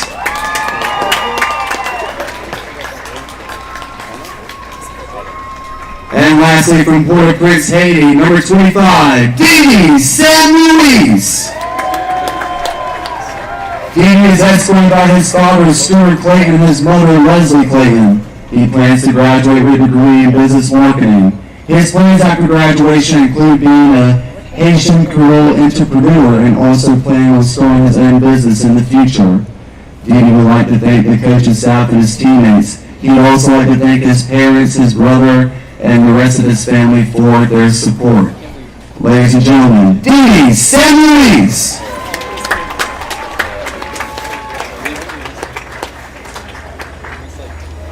And then you can just say, like, let's give it up again. Let's take it up. Really good job. Great job.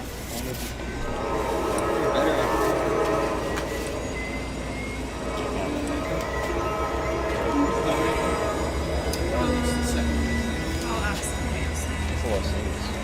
Ladies and gentlemen, at this time, let's give it up for your William Peace Pacer men's soccer team 2021-2022 senior class.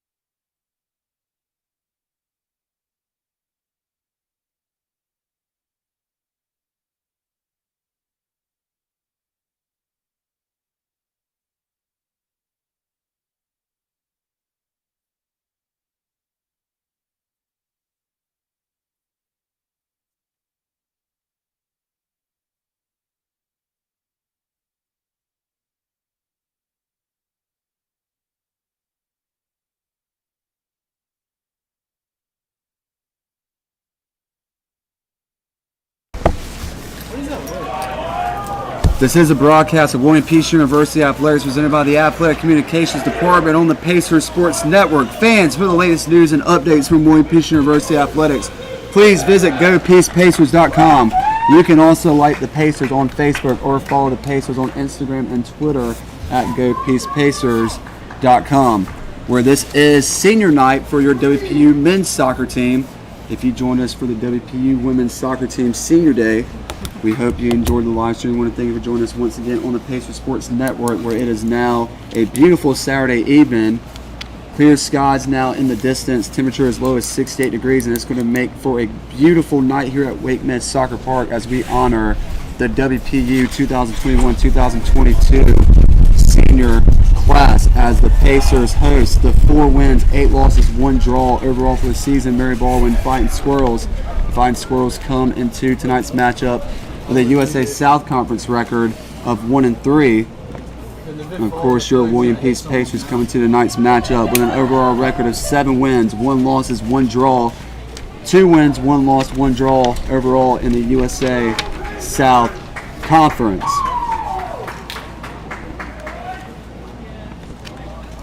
The seniors honored tonight: goalkeeper number 1, Jacob Smith; forward number 4, Nathan Seary; defender number 8, Jose Aguirre; forward number 9, Sammy Suazo; midfield number 11, Archie Filter; also midfield number 12, Ivan Ponce; and forward number 25, Didi Sam Luis. As opening kickoff has taken place, the Pacers will be working from right to left, and we are underway for senior night here at Wake Med Soccer Park.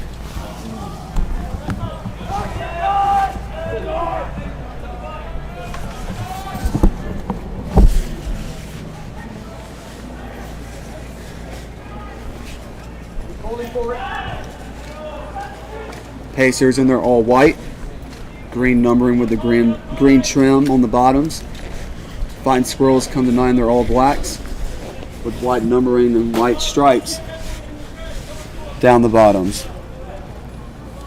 Fighting Squirrels looking to gain a huge upset victory here tonight as they're trying to find their 5th win of the season. Pacers trying to keep the momentum going as they currently have 7 wins this season, and after their first loss on the road coming at Greensboro College by a final score of 2-3, the Pacers have picked up 2 more wins and 1 draw, defeating Methodist University in that first game after the Greensboro College loss, then hosting Averett University last Sunday and ending in a 2-2 draw after 2 periods of extra time. And then this past Wednesday, your men's soccer team took down the Falcons in a high-scoring contest. Your WPU men's soccer team defeated the Pfeiffer University Falcons by a final score of 5-4 in a back-and-forth USA South Conference matchup. The Pacers were able to improve to 7 wins, 1 loss, 1 draw overall. 2 wins, 1 loss, 1 draw in the USA South. As a wide shot is taken far from the outside by the Falcons, giving them their first shot of the contest. And it sails over the head of goalkeeper Jacob Smith.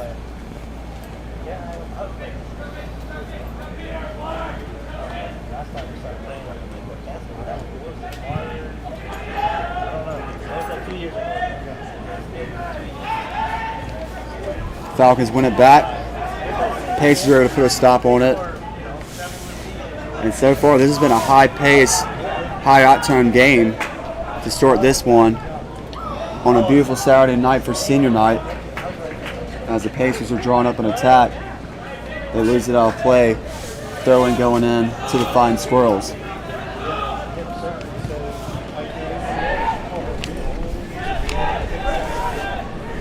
Didi San Luis, the senior, he wants to have a shot on his senior night, but it goes over the head of goalkeeper Agetcha.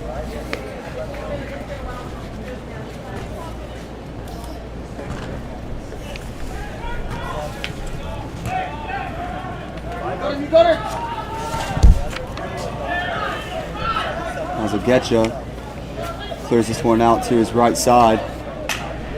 Passes up the line to Barba, but Barba was out of play after receiving the pass. Throw-in going back to the Pacers.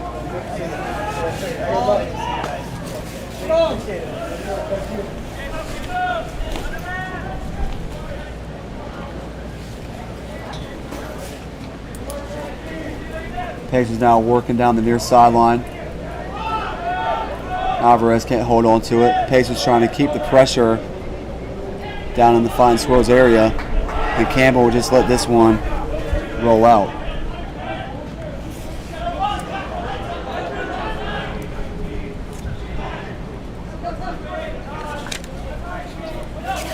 Throw-in coming up once again for the Pacers. It will be Hurd taking it just to the left of our broadcast station. Hurd fakes the throw in to the right side, instead hands it off to Phillitter. And now Phillitter will take the throw in for the Pacers.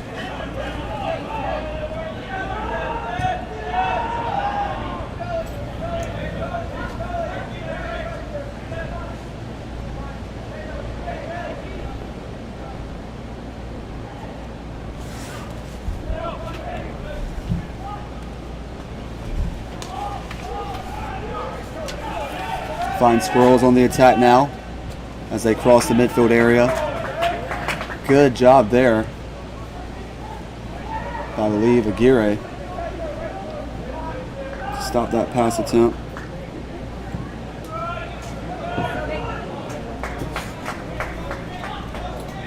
And the Pacers lose the ball out of bounds. Throw-in coming up once again for the Fighting Squirrels. It will be taken by Oliveira.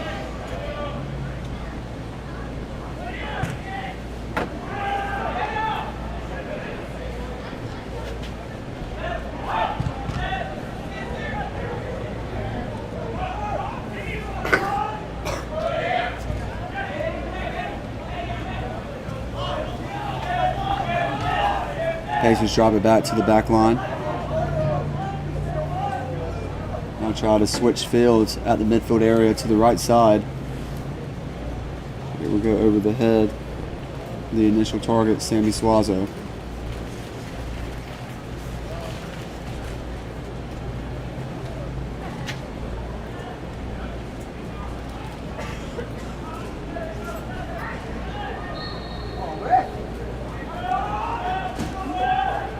Foul called on the pitch. Going against the Fighting Squirrels. Stops the advantage for the Pacers. But a free kick coming up, nonetheless.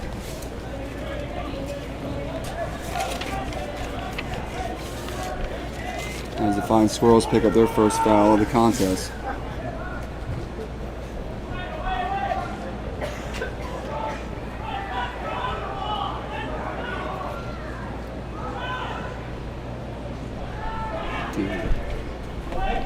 Hurd takes a shot opportunity, gets tipped up in the air, and then off the second chance opportunity, Suazo comes up and takes a crack at it. But it'll roll on the ground to the left side of the Getcha.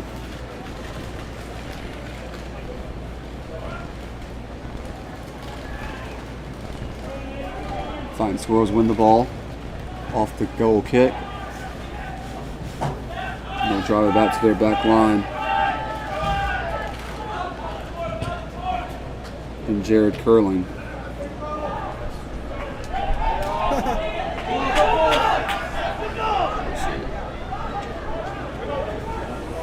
Siri passes up to Ponce. Ponce takes a shot. Good effort there by Ponce. As a Getcha, little little stumble after going down the ground to make that save.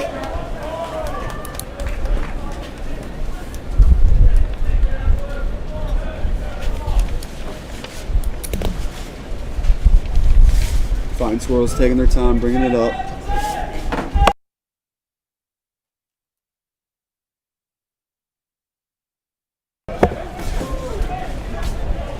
As we're approaching 9.5 played so far in this one.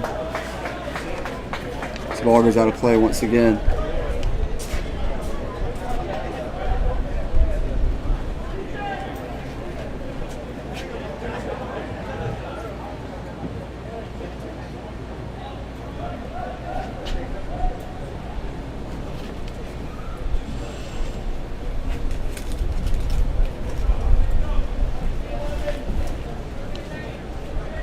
Free kick coming up, or throw in coming up for the Pacers.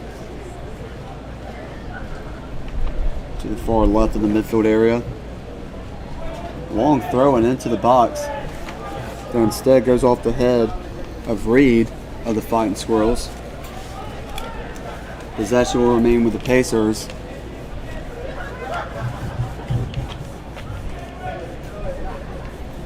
As the Pacers put it back into play once again.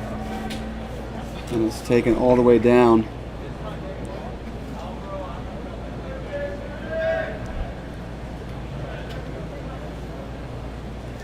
And it's ran out of play by Blair.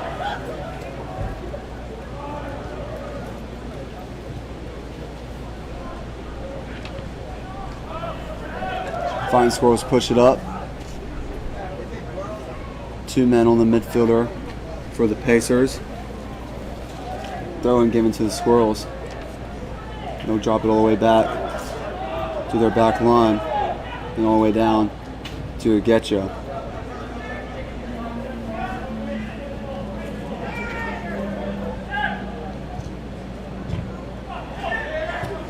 Curlin brought it up momentarily for the Squirrels. There's not a lot of contact there between Hurd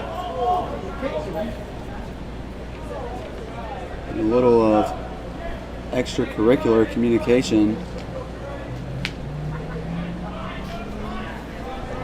Brought to you by Fighting Squirrel player. Free kick coming up for the Pacers. Filter will take it just a few feet to the left in the midfield area. Puts this one up.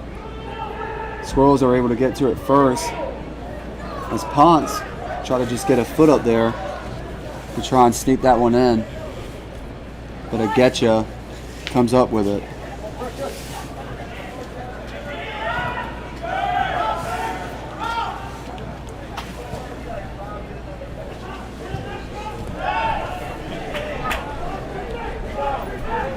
Pacers on the run once again. Hurd passes over to Didi. San Luis tries to get it in. Great cross there by Didi. San Luis, and an even better goal by Ivan Ponce. Pacers score first against the Fighting Squirrels.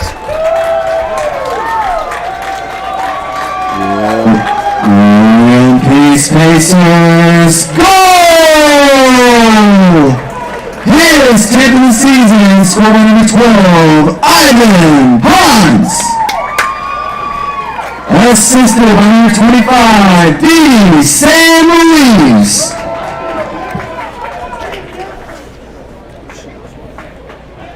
Ponce, who has had a record-setting season for the Pacers all throughout his senior year, it's only fitting that he gets the first goal on senior night to set up the Pacers' 1-goal lead early in the first.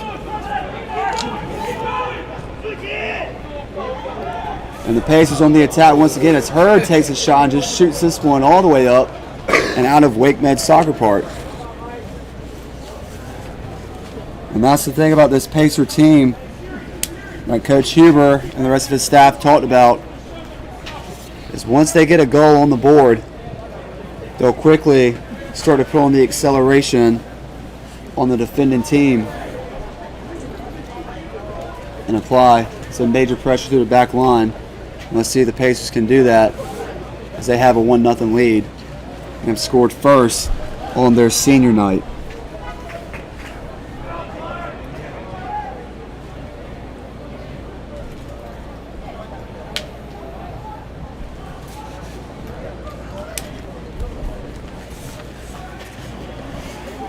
San Luis takes the ball out of the feet of the Fighting Squirrel member.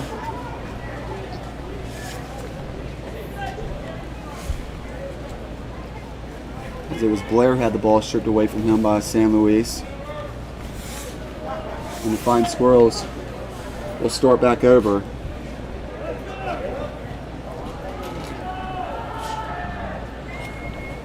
Now the Fighting Squirrels bring it up on the far side of the field. Suazo trying to play defense for the Pacers.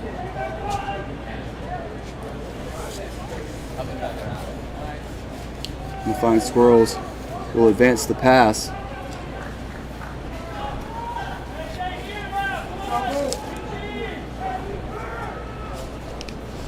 As a member of the Pacer back line is a little shaken up after trying to stop the run.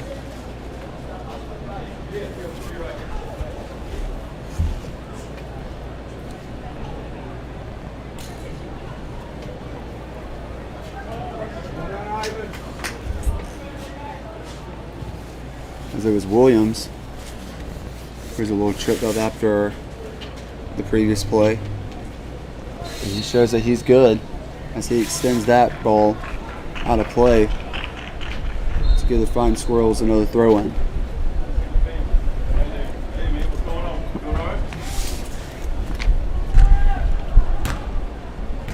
Throw in coming up. Off the feet, Headley. Filcher now gets a foot on it. Clears that one out of the box. Good job there by Sam Luis to settle it down.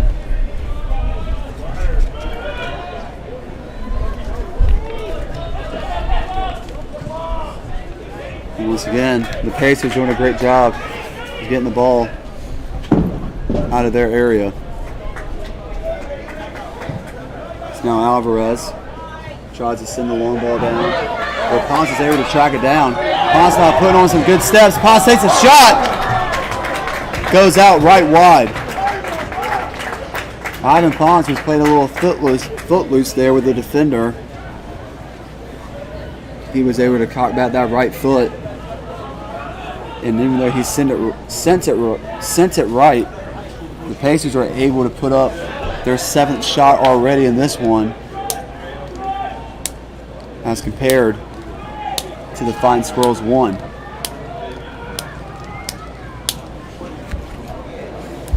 Now a run being set up here by the Flying Squirrels. Great job there by Campbell to get a hit on it. And good chance there by Blair, who sent a rocket of a shot low on the ground that went out right wide.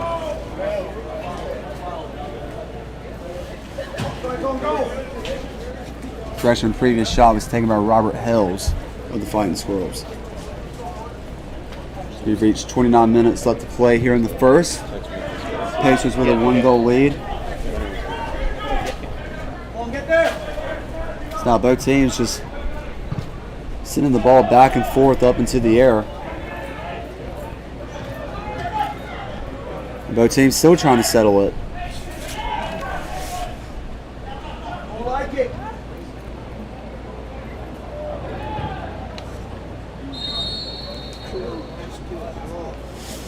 As a collision takes place on the field between Scarlett of the Flying Squirrels and Williams of the Pacers. And with that, we'll take a break as the two team members are being assisted to. As this is WPU Men's Soccer on the Pacers Sports Network.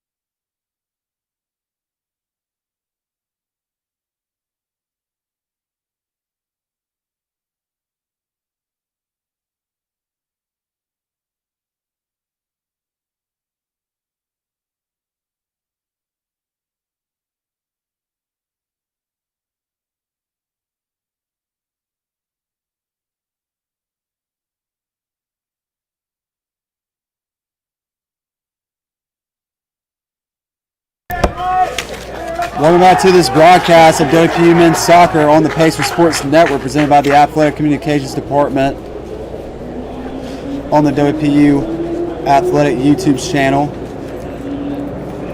As the two members of both teams are up and on their feet. And Scarlett is on the sideline. Ron Williams is being attended to by the trainer.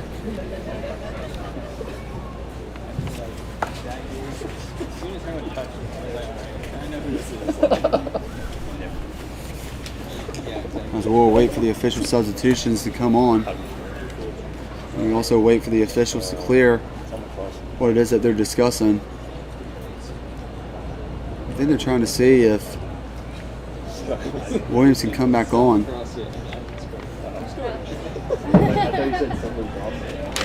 It's number 9, Hells is back out on the field. Or excuse me.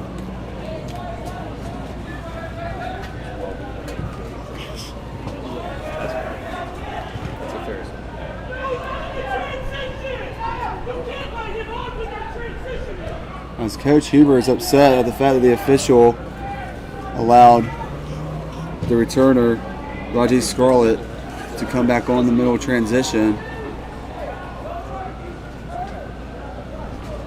Coach Huber pleading his case. Meanwhile, the Pacers are trying to move the ball into the 5 scores area of the field. Now a foul is called. As I believe it was Siri who was taken down from behind.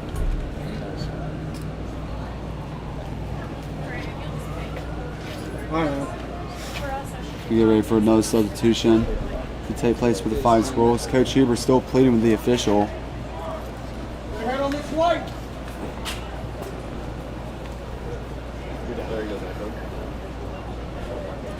That's Filter and Alvarez will step back from the ball. Filter to the right side of the ball.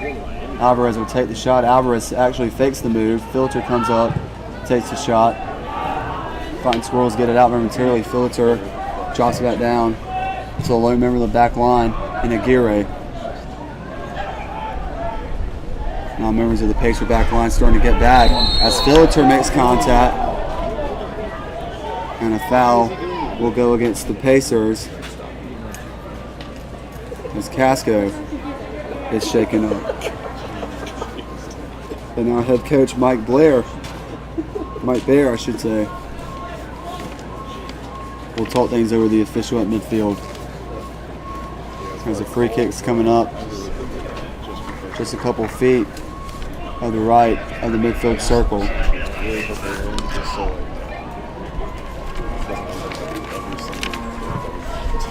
Free kick is up. Smith tracking it down. Takes a bounce in front of Smith. And the Pacers will push up.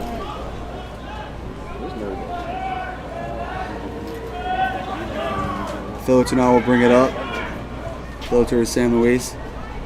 Sam Luis to Ponce. Ponce right back to Sam Luis. Good move there by Casco to come up from behind and poke the ball out and stop the run.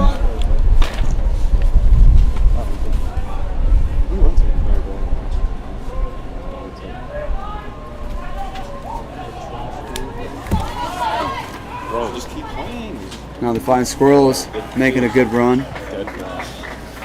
And finally the ball goes out of play as both a member of the Pacer and a member of the Fighting Squirrel went down on the ground.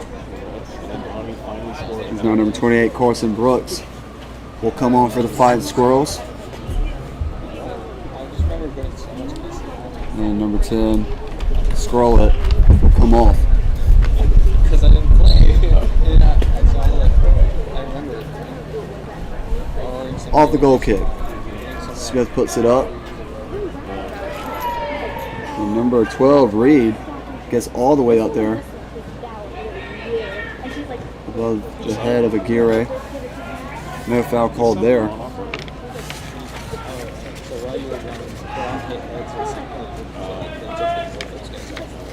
Now the Pacers drop it all the way back down to Smith. Smith passes it over to the right side to Aguirre.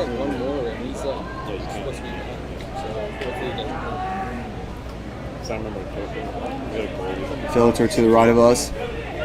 Brings it upfield. Filter advances it up to San Luis. San Luis tries to beat the defender on the right side.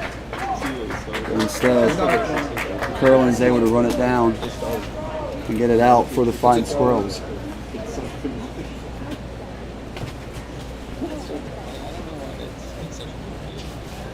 Throw-in coming up for the Pacers. Be Hurd taking it from the left side of the box.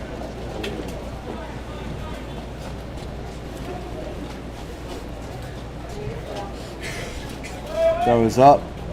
Goes off the head of one Pacer while still trying to be settled down. Finally, Fighting Squirrels are able to get a leg on it and clear it out.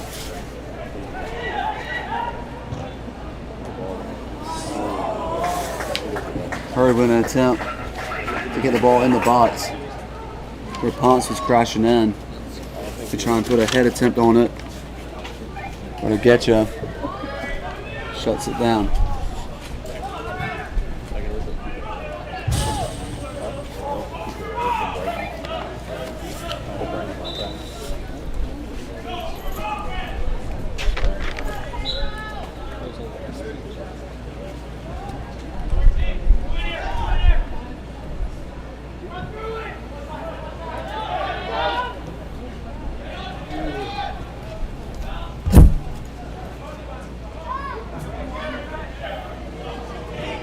Number 24, Fleming comes on. Number 15, Oliveria for the Fighting Squirrels. Second substitution of the contest. Filter has it to our left side. Alvarez backing it down to Campbell. Alvarez has it once again in the midfield circle. Has it to the left side to Hurd. Hurd passes it up to Siri. Siri moving over to the left side. Tries to send the ball down. His intended target, Filter. Good move there by Fleming to break up the run. Pacers keeping it. San Luis cuts it across field to Corona. We checked in for the Pacers for Williams. Williams is not able to come back onto the pitch after the collision that he suffered a few moments back. Filter on the top left side of the box. Hurd battling the defender. Hurd now moving over to the midfield area. Hurd takes a shot, goes off one member of the Fighting Squirrels back line. But it's scooped up by Argueta.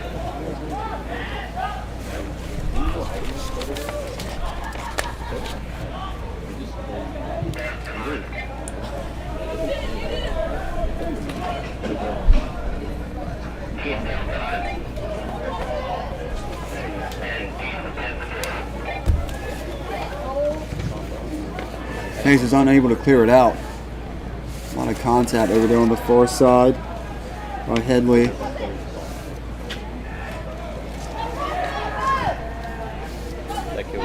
Fighting Squirrels put it back in. Smith comes up and tries to get a jump on it. Unable to locate it. Luckily the ball is not sent into the goalkeeper area. But the Fighting Squirrels will maintain possession with a throw-in coming up. There's now number 7, Chase.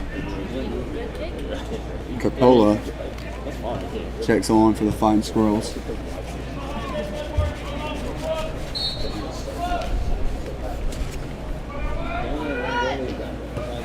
Off the throw-in. Pacers track it down. And now Aguilar will show his speed. Aguilar loses the ball in the midfield area.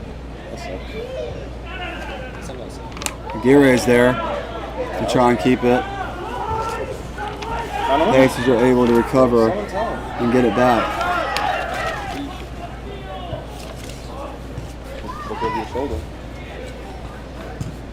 As George Aguilar checks in for Sammy Suazo, and Jorge Lemus comes on for Nathan Siri. Off the back of Alvarez. He's able to hold on to possession, passes it down to Filter. Filter crosses over to Aguirre. Fighting Squirrels slow to shift over on the side of the field where the ball's moving at. Now the Pacers have position, have a run being set up by Lemus. Lemus puts it in the middle of the box, goes off the foot of Ponce. Ponce tries to cross over to the left side where Aguilar was coming down. And the Pacers right now doing a great job of applying some pressure with the ball in the Fighting Squirrels area of the field. Exactly. Like, he never had a question like that. Except for it was like, put me down. Like, you above me. Filter passes down to Hurd. Hurd passes up to Alvarez. Alvarez drops the ball back down to the center back and Campbell. Campbell goes to the left side of Hurd.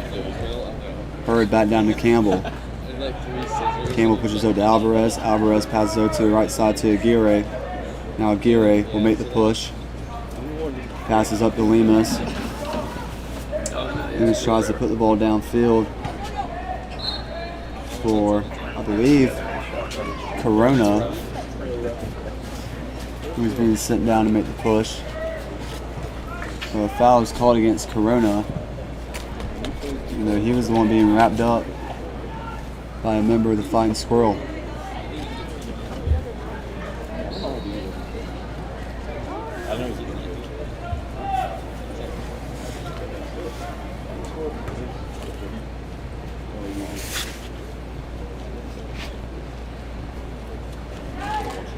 Free kick coming up for the Fighting Squirrels.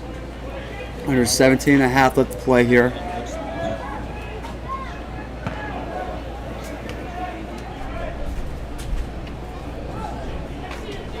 Campbell, center back, passes over to the left side of Filter. Filter with a long extended pass. Hurd is not able to maintain his footing. Goes down and the Fighting Squirrels get possession right back.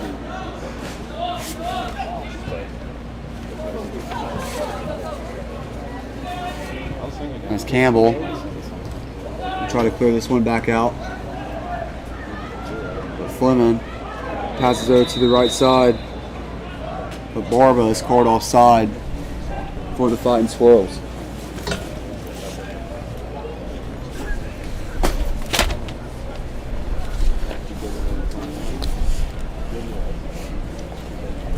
Goal kick coming up for the Pacers as Smith will take it on the far right side. Under 16 and a half left to play here. Pacers 1-0 over the Fighting Squirrels.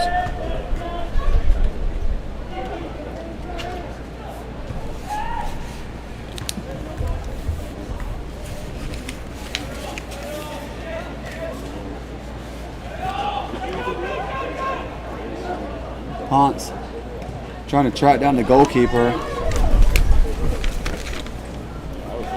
Orgetta is able to push it out on the left side. Sam Luis with a slide tackle effort. Get the ball back in possession of the Pacers. And the Fighting Squirrels just send it back down.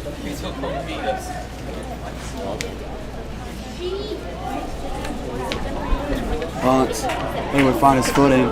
Ponce crashing into the box. Ponce on the right side. Ponce tries to cross it out in front. But Orgetta reads that perfectly and sends the ball back into play. So we approach 15 minutes at the play in this one.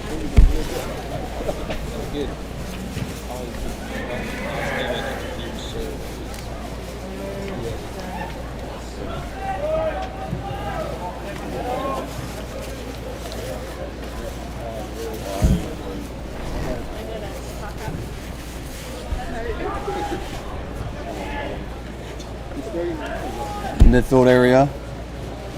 Pacers trying to fight to take over possession. Jorge Lemus is able to tip the ball up. Unable to maintain as he had pressure applied to him.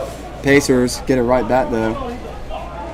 Now Aguilar, one-on-one with the left back. Now moving over to the midfield area, where Blair had a hand all over Aguilar. No foul given by the official.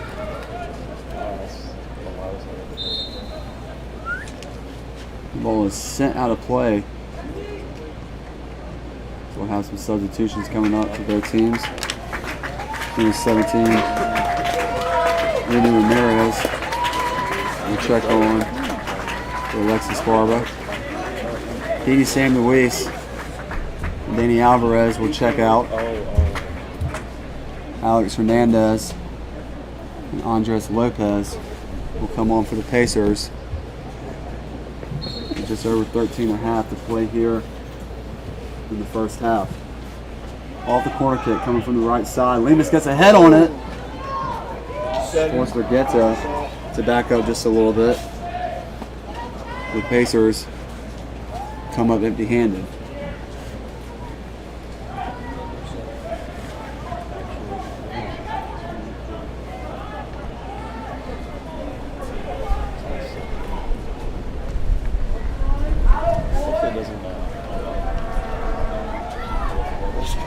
Some good play going on by the Pacers back line. As they're dropping when needed. Great shot put right on target there by the Pacers. As I missed who it was that sent that one. They sent an absolute rocket down at the chest of Orgetta, who had to dive down for that one. Now Alvarez trying to track down the ball before it goes out of play. He's unable to get to it in time. Two more substitutions coming on for the Fighting Squirrels. That was number 3, Chad Demrest.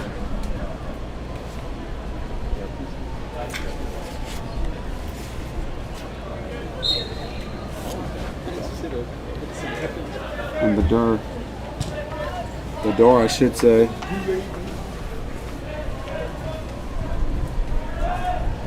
Kisau come on for the Fighting Squirrels.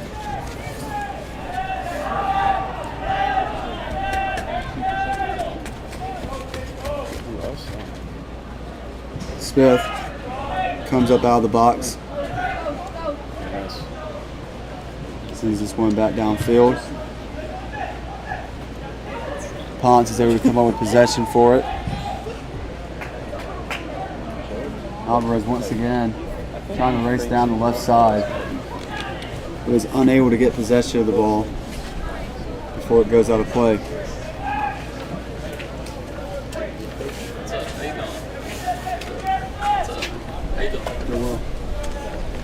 Under 11 and a half to play here.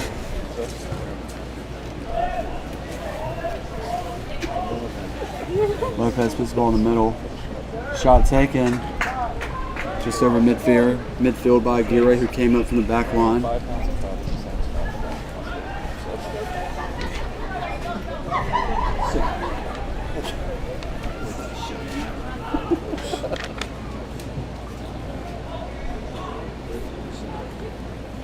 Now the Fighting Squirrels are trying to set up the run. They pass over to the right side to Coppola. Now shots taken. Nice spin and everything set up by Blair. Smith's able to come up with a save for his first of the evening.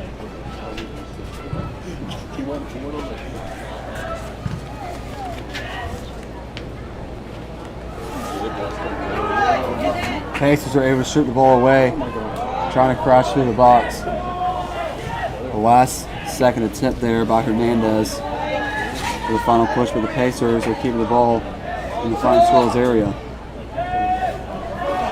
And now the Fighting Squirrels will try to play the long ball where Campbell is there to get the ball first and then sends it off the leg of the Fighting Squirrel attacker.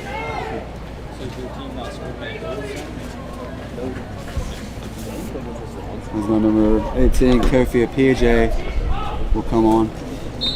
Ivan Ponce will check out.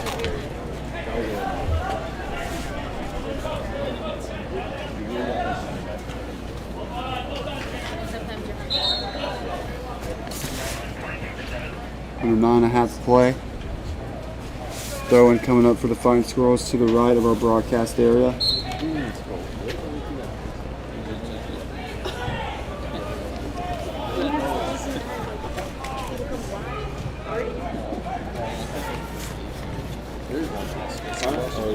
Fighting Squirrels move the ball over to the right side.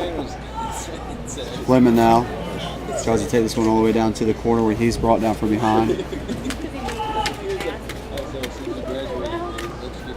And a goal kick is actually going to be rewarded to the Pacers.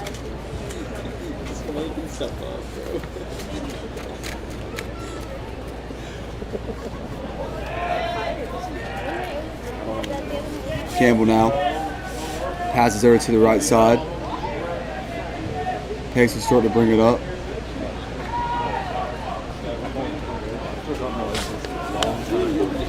Now right side of the box. Pacers have an opportunity. A PJ loses the ball. Pacers try to cross it back up into the middle once again, but they have it at the edge of the box.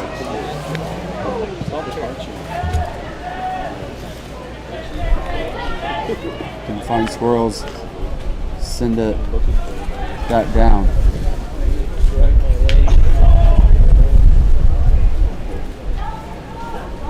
Goes over the head of a PJ. And Fighting Squirrels clear it back out. Okay.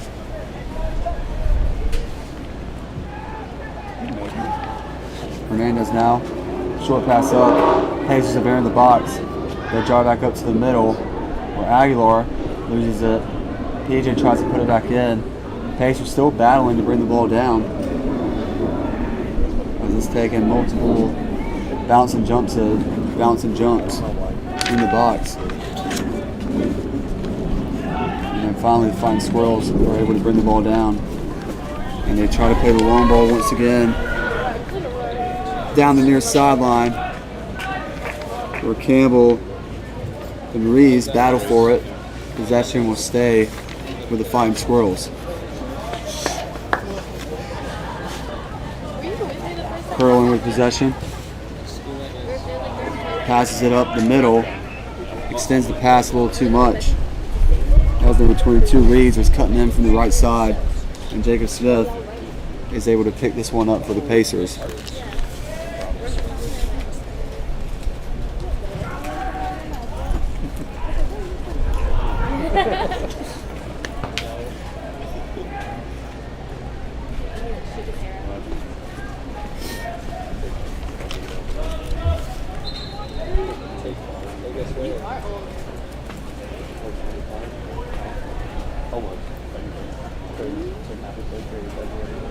Almost a quarter of a century. Almost a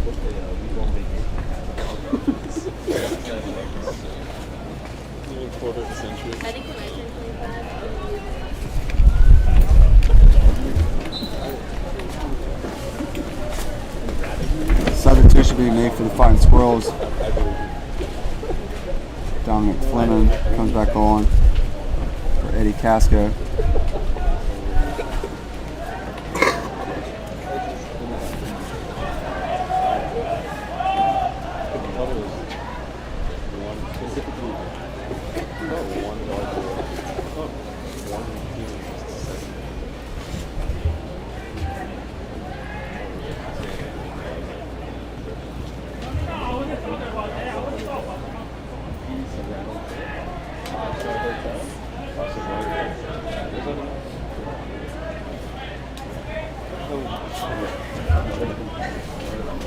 At the midfield area on the right side, Fighting Squirrels moving the ball into the middle, trying to set up the attack.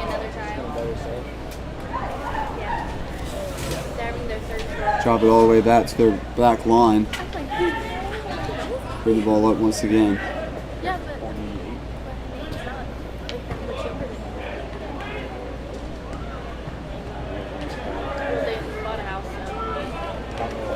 As Hernandez gets taken down from behind. Foul will go against Ramirez for the Fighting Squirrels' fourth foul of the contest. 4:25 to play here in the first.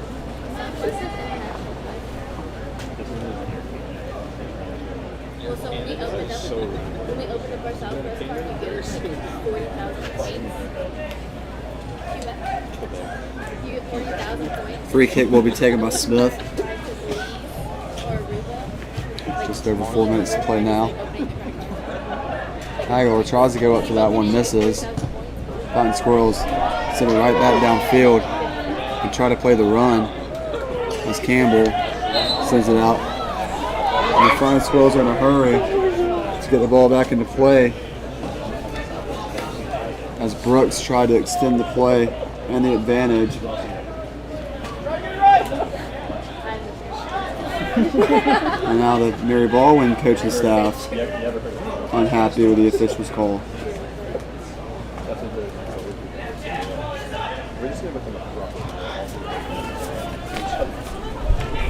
Hernandez trying to split the two midfielders of the Fighting Squirrel.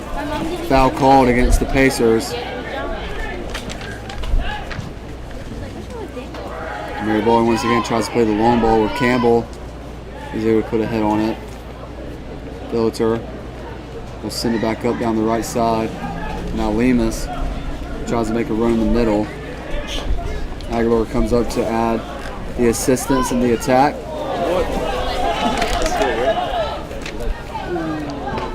That's not good.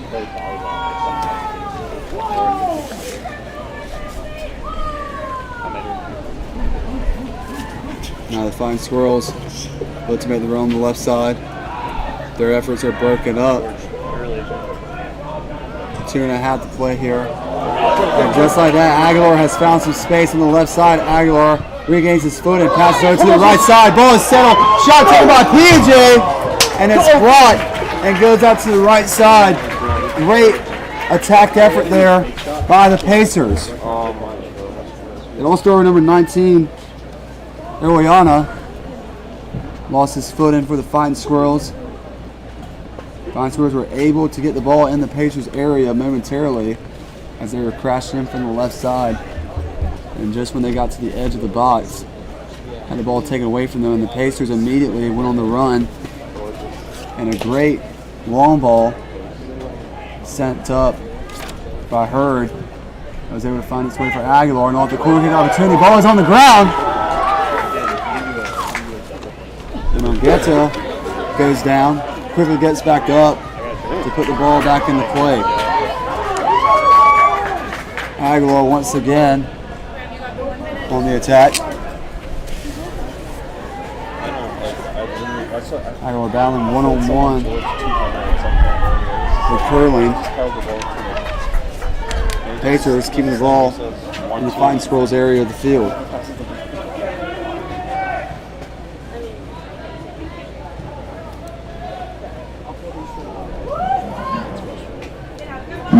Remaining in the half.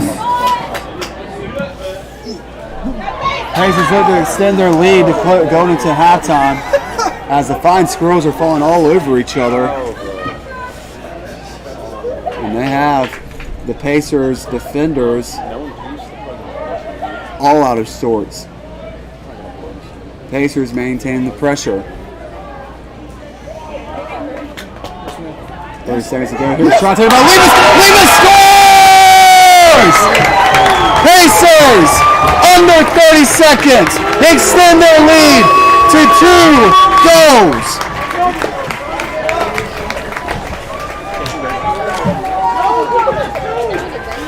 Grant, who got the assist? I'm not sure.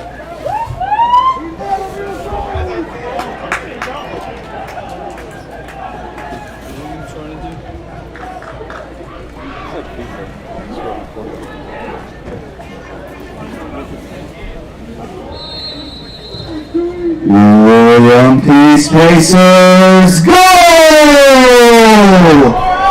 His 7th of the season, scored by number 7, Jorge Lemus.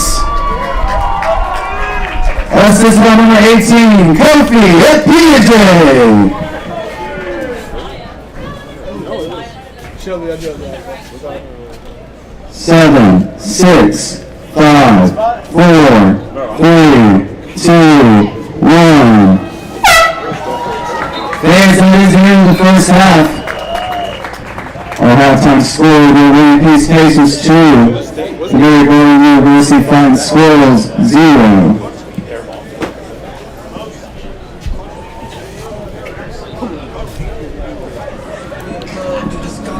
Previous goal also assisted by number 13, Josiah Corona.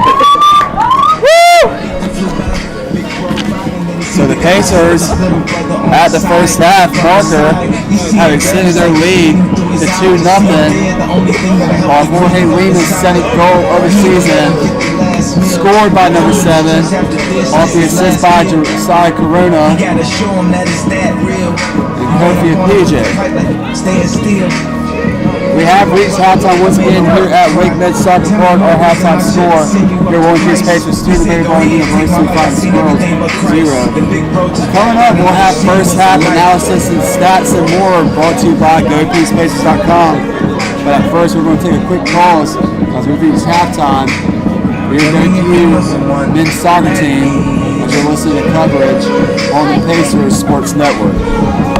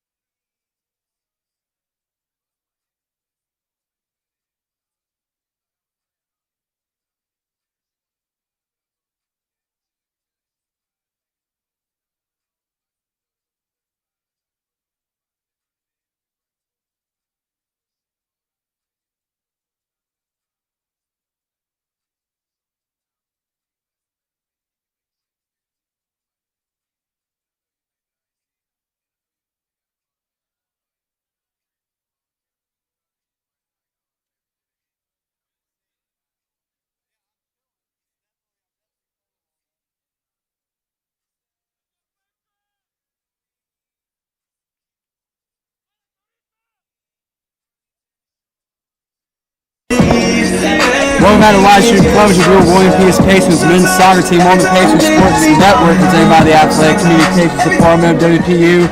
Our halftime course currently from Wake Med Soccer Park. Your William P. Pacers lead the Mary Baldwin University Fighting Squirrels by a score of 2-0. Let's take a look at first half stats brought to us by GoPeacePacers.com. Fans, for the latest news and updates, game day previews to game recaps from William P. University Athletics, please visit Go Peace Pacers.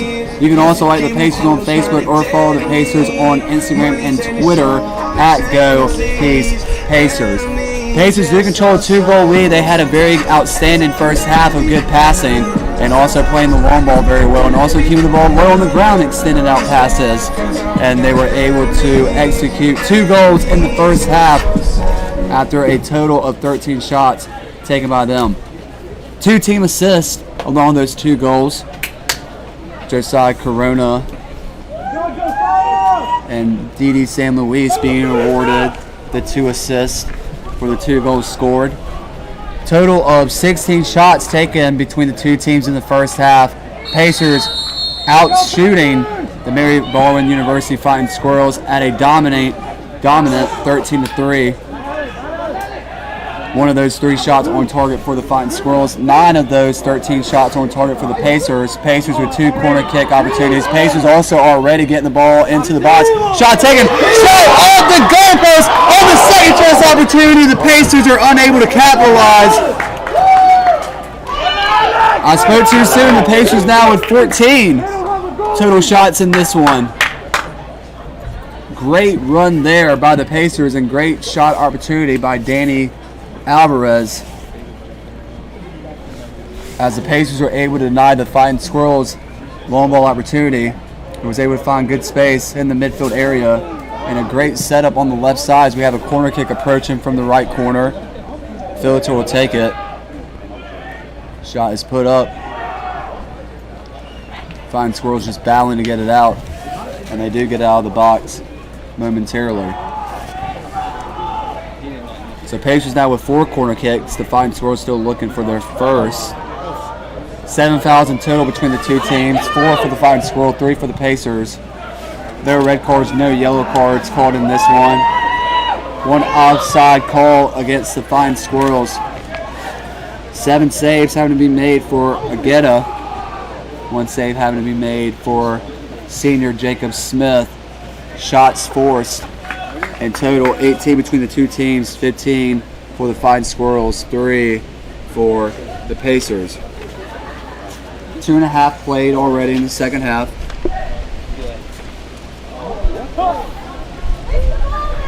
Things starting to get a little chippy out there between the 2 teams as the Pacers are trying to add on to this 2-goal lead. As well, the throw-in coming up for the Pacers. As Corona will take it from our right side. Corona puts the ball in front of his intended target. And Ponce tries to cross over to the right side, nobody home. Pacers on the left side though. Filter with good opportunities. He puts the ball right back into the center. But the Fighting Squirrels are able to get the attack away momentarily. As the wind's starting to pick up here at Wake Med Soccer Park, temperature has dropped down to a crisp 64 degrees. Still some overcast skies. As the Fighting Squirrel bench wants a penalty kick called.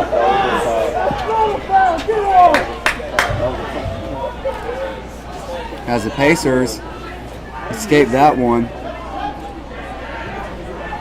As Regis Scarlett hit the ground in the box. And now on the other end, Creamer takes down Ponce from behind.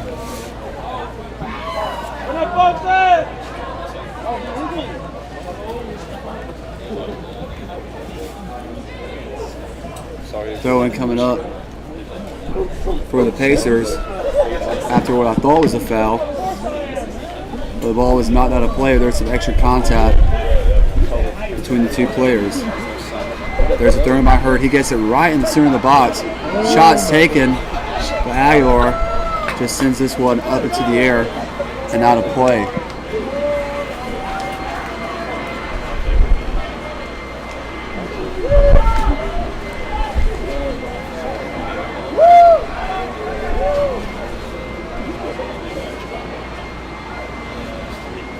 Four minutes already played here in the second half. Pacers control a 2-goal lead over the Fighting Squirrels.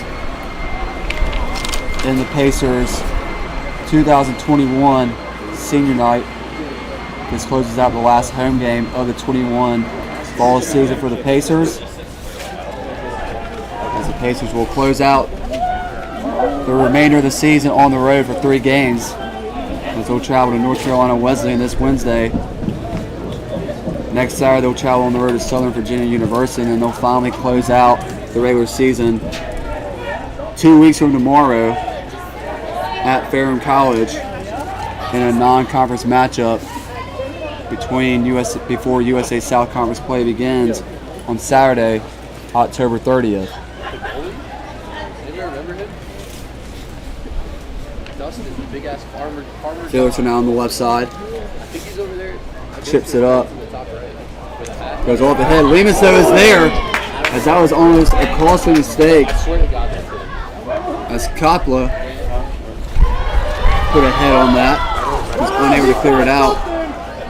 He's just got a beard. I think that's him over here. Now Argueta pulls it out to the right side. The Fighting Squirrels will bring it up once again as they try to play the long ball. They'll put it out too far in front for the target for G. Scarlett.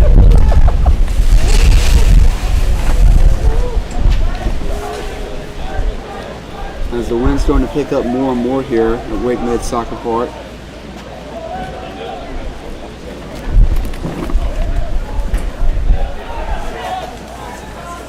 Now the Pacers try to set up the run. 6 minutes has now ticked away here in the second half.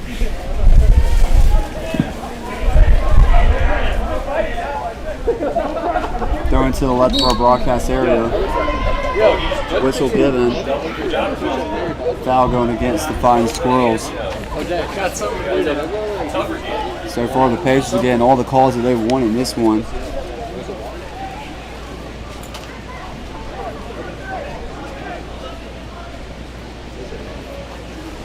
As the free kick will be taken just to the left of the Fighting Squirrels bench.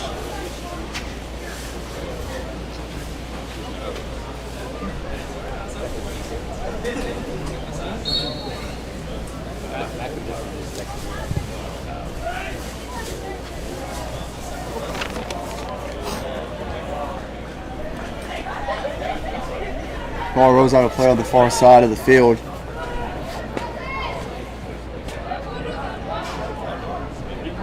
Squirrels will keep possession. Pacers trying to clear it away.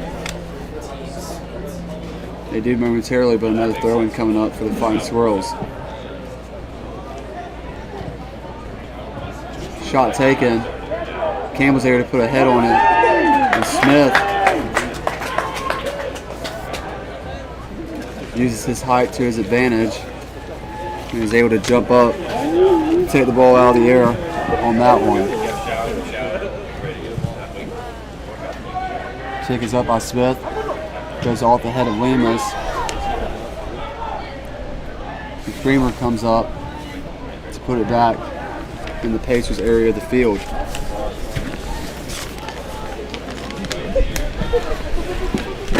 The Pacers will try to begin the run once again.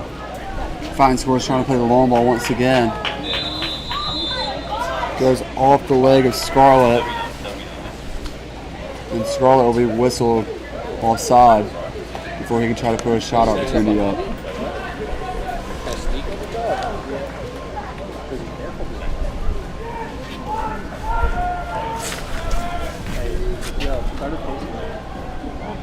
Smith gets ready to take the free kick.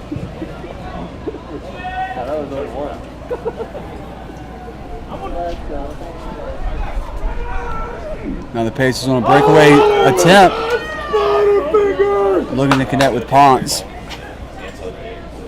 Orgetta is able to track it down.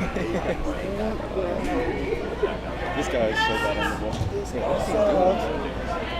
Number 12 is just terrible.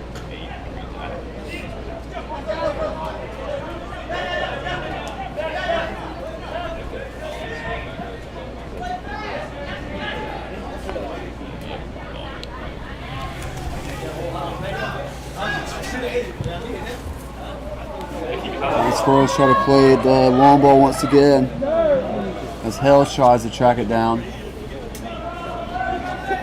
Hales unable to do so. And Conley rolls the ball over to Jacob Smith to take the goal kick.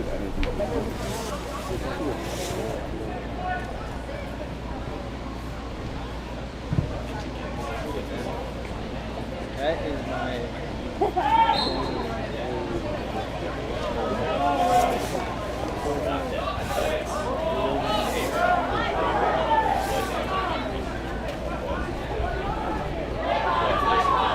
I thought it was a handball off of...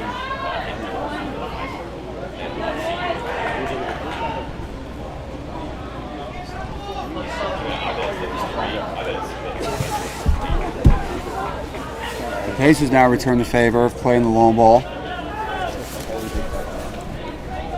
As Orgetta will roll this one out to the right side. Campbell will track the ball down for the Pacers back line.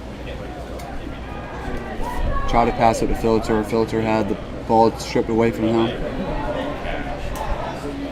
And the fine Squirrels on the right side. Send across. And the Pacers shut it down immediately.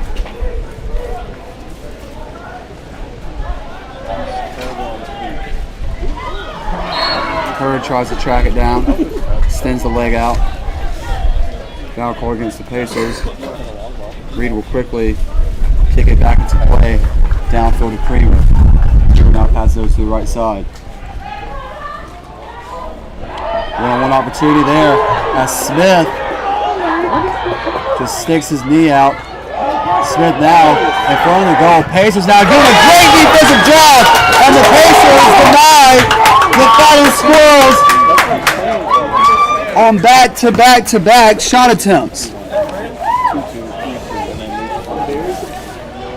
Some very impressive saves taking place there for the Pacers as the Fighting Squirrels just kind of nonchalantly got the ball into the box. And from the right side, Jacob Smith came crashing out. Just put his knee down on the ball to break up the shot attempt. And the Fighting Squirrels are able to score on the ongoing corner kick. And I've cut this lead in half.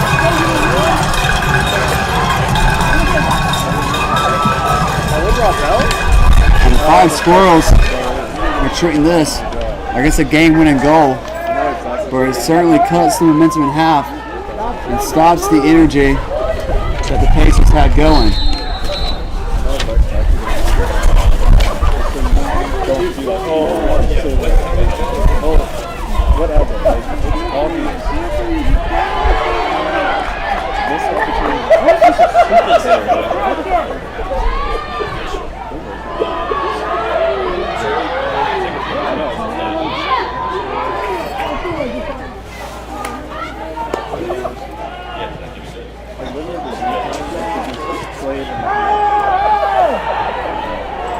WPU Fighting Squirrels goal, his second of the season, scored by number 6, Stephen Blair. So Stephen Blair, in his second goal of the season, has now cut the Pacer lead to 2-1.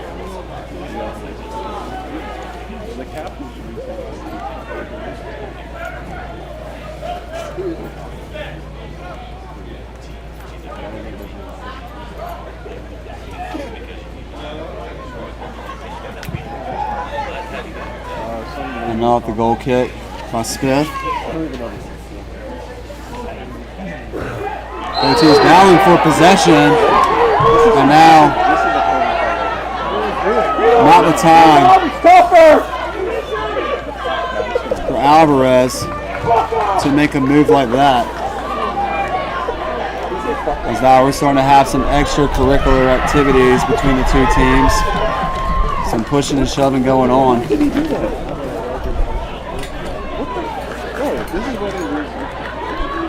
Things starting to get a little chippy here. It all started off the goal kick by Smith. Aguirre went up for it. And I believe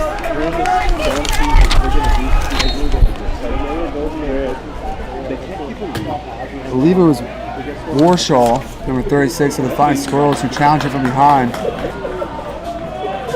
Aguirre didn't appreciate it. Routed him just a little bit.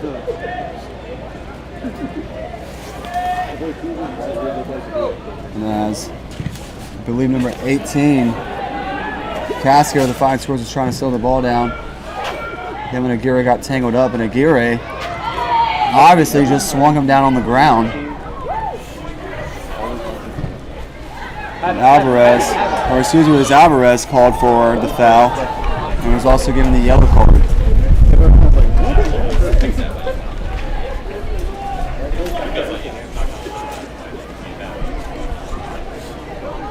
Corner kick coming up for the Pacers. Will be taken from the right side marker. Philliter will take it. Two Fighting Squirrels in front of, one Fighting Squirrel in front of each post. Two members making up the Pacers back line. There's a corner kick by Philliter. Misses one target on the second chance. It's blocked after it hit a fellow Pacer. And now the Fighting Squirrels have a breakaway. They're being led by Rios. Rios playing the long ball once again, trying to get to Scarlett. Scarlett tracks it down, right side of the box. Scarlett has nobody to help with. Scarlett takes a shot. It's blocked by Aguirre. Aguirre can't get all behind it to clear it out. The Fighting Squirrels get it back as they put the ball in the box. Pacers got to be careful not to be called for a foul. And the Pacers try to switch fields once again, and a foul is called.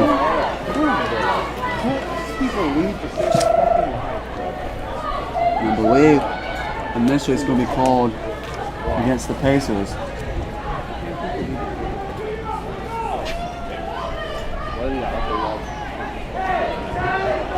So this time it's George Aguilar who's called for the foul. Free kick coming up. Number 29.5 to play from the right side for the Fighting Squirrels. There's a kick. Pacers immediately get to it first. They can't clear it out. And as the Fighting Squirrels are still fighting to put a shot on target, they cross it over now. And the intended target was Reed. A good job by Campbell to put a head on it first.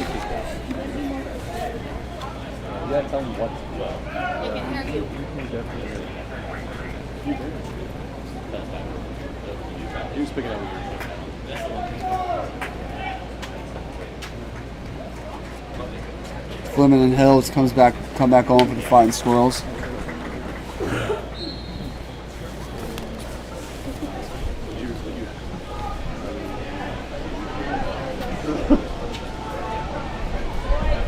Chris Reed is one of the Fighting Squirrels to come off.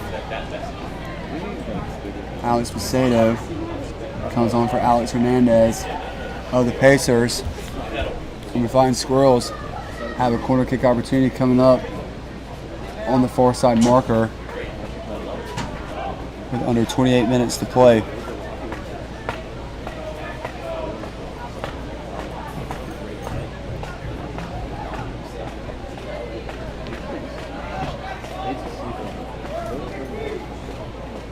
Fighting Squirrels trying to settle the ball. The wind moving it just a little bit. There's the kick. Smith just pushes it away. Pacers once again on the second chance opportunity to clear it out. And some great defending going on for the Pacers. And now the Pacers have to get the ball on the other side of the field. Filcher puts a head on it.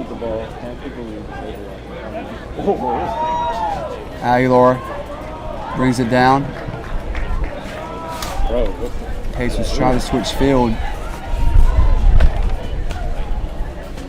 It's Headley sells it back down for the Fine Squirrels. I am literally, I'm gonna walk down there and tell the bank to Fine Squirrels have it once again. They've been controlling possession here recently. I'm sorry. They've been keeping the ball down in the Pacers area of the field. And Smith is finally able to come up with it and snag the ball up off the ground. And gives his team a little time to reset.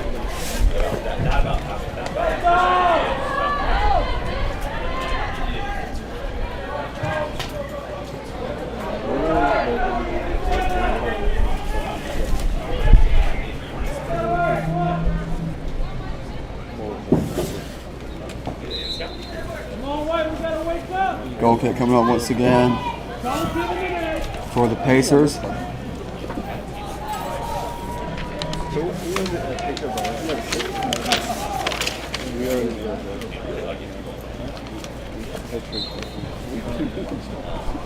As Brooks and Ramirez check back in for Blair and Headley.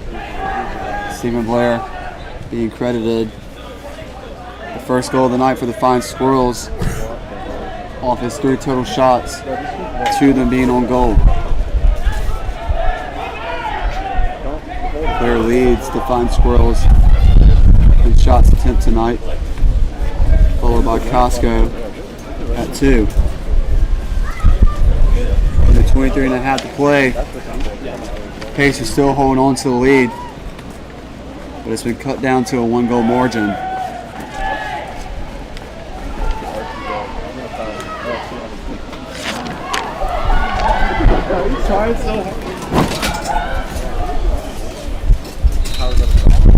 Foul called. Campbell and Brooks were battling for it.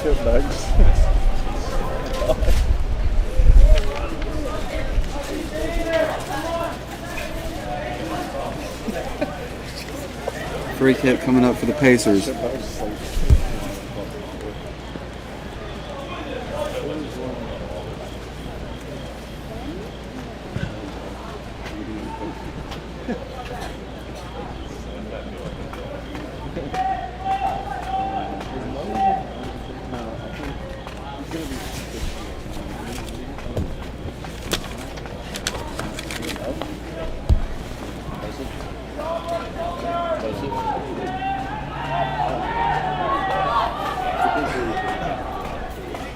Campbell drops all the way back down to Smith. Smith now rolls over to the right side, passes it to Aguirre. Aguirre passes over to the right to Corona. Corona does a good job selling it down. Corona taken down, still trying to maintain possession. Corona and Scarlett battling each other. Corona goes down hard. And the foul is going to be given against Corona.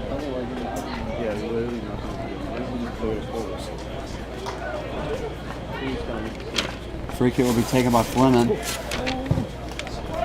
Fleming puts a good curve on it.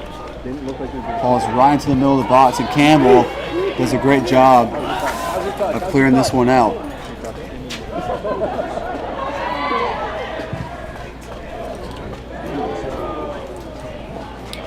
As the Pacers try to push the long ball up to Aguilar, they're shut down. Fleming sets it up once again for the Fine Squirrels. Good chip pass there by Scarlett to Fleming. Fleming crosses over in the middle. Shot taken. Great save by Smith.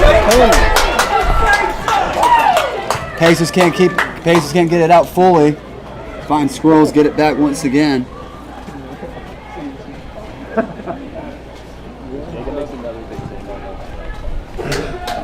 Crashing from the right side, the ball is finally kicked out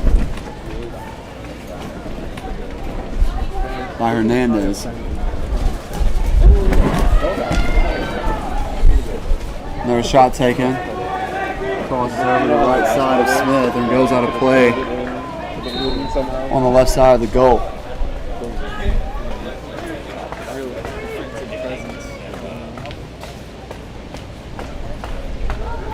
Capola comes back on for the Fine Squirrels. Scarlett checks out. San Luis comes back on for Ponce. And Lopez comes on for Aguilar. Under 22 to play here. The Pacers still hold a 2-1 goal lead over the Fine Squirrels.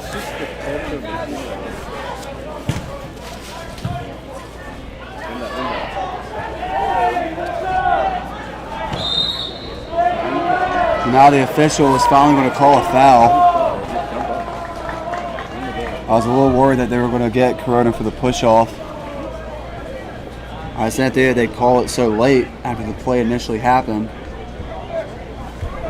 But another free kick coming up for the Fine Squirrels. That'll be provided by Fleming.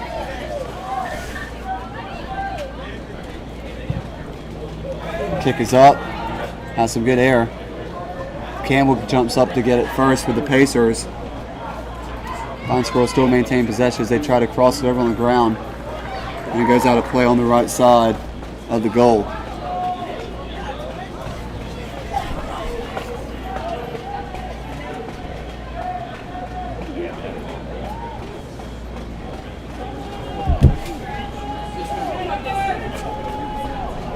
Corner kick coming up on the right side marker from the Fine Squirrels.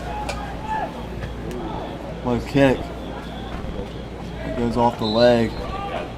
Lopez first. Goes out of play, but not before it goes off. The Fine Squirrel. Goal kick coming up for the Pacers. Smith will be taking it. Chris Reed comes back on for Robert Hells.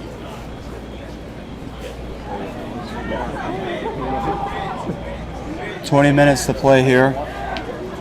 Pacers now seeing the Fine Squirrels area of the field for the first time in a while. Shot taken by Lopez. A PJ on the right side. A PJ battling for it near the border. And we're going to say it was last touched by PJ. Good defensive effort there by Carpola. But PJ stole it away momentarily. Just couldn't get the shot off. Filter though keeps it in for the Pacers. Filter passes over to the left side. Pacers try to cross it. Goes off the goalpost. As it was actually off the glove of Bargetta. Another corner kick opportunity coming up for the Pacers. Filter will take it from the near corner. And 19 minutes to play here. Filter puts it up. Bounces over to the left side. Play is whistle dead. Foul called against the Pacers.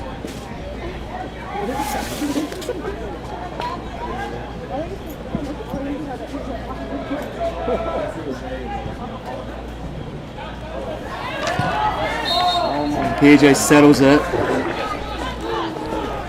But he's called for a high kick.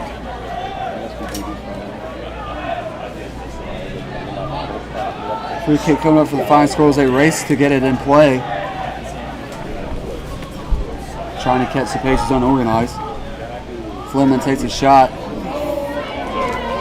And it sells out to the left side. Goalkeeper Jacob Smith. The wind. Yeah, the wind. They're barely hitting it. Aguirre brings it up. He's able to connect with San Luis. San Luis short pass over to Hernandez. Hernandez passes over to the left side to Ponce. Ponce trying to keep it. Ponce beats one defender. Ponce in the right side. Passes up the middle. Nobody home for the Pacers. Great move there by PJ. Great slide tackle left by Hurd. Pacers get it back. A PJ maintain possession. drops it back down to Corona. Corona passes over to the left side to Lopez. Lopez has the ball taken away from him by Casco. Pacers get it back. Pons lost his footing. Or excuse me, that was Lemus who went down the ground for the Pacers.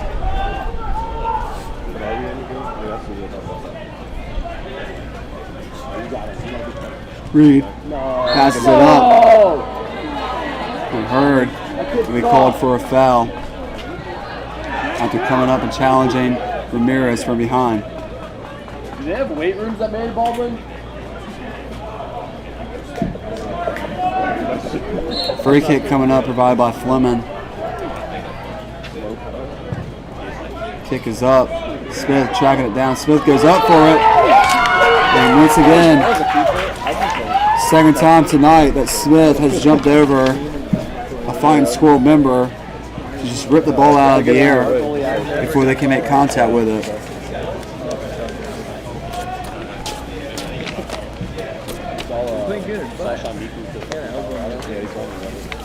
Hernandez bringing it up on the far side of the field. Sends the ball up to Sam Luis. Sam Luis, one-on-one with the defender. Closing in from the right side. Tries to cross it. The intended target of PJ. But it's taken away. Arguecha.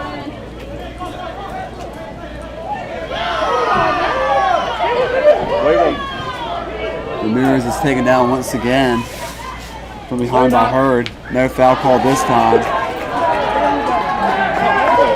Baldwin's out of play right in front of the Mary Baldwin bench. Corona will take the throw in.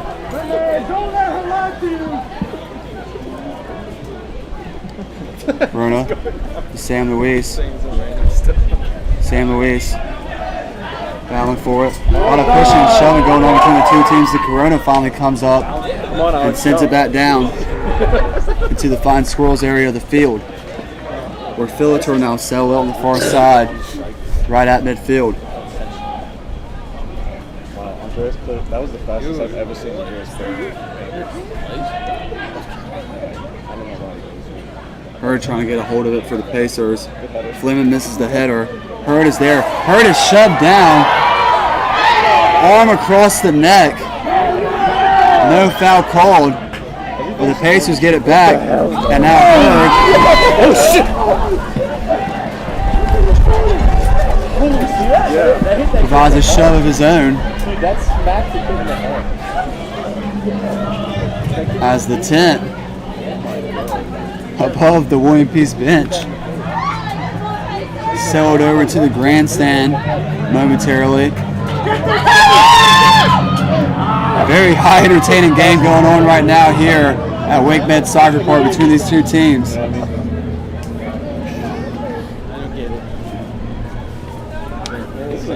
This game has everything.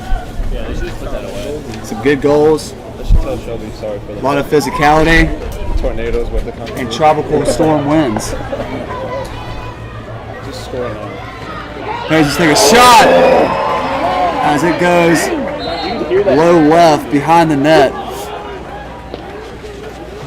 Goal kick coming up for the Fighting Squirrels. There's over 10.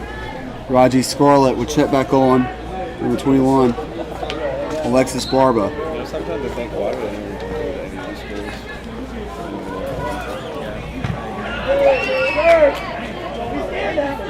Oh yes. Hurd just set up a great pass attempt to himself. I mean, if his like, Right side of the box. Passes it down to the middle to Lopez. Lopez in the middle. Good give and go pass there from Sam Luis to Lopez. Lopez now at the corner marker. He doesn't have a lot of space to work with. Lopez back up to a PJ. A PJ trying to cross it to Sam Luis. he's so slow, he let that out. And the Fine Squirrels get it out.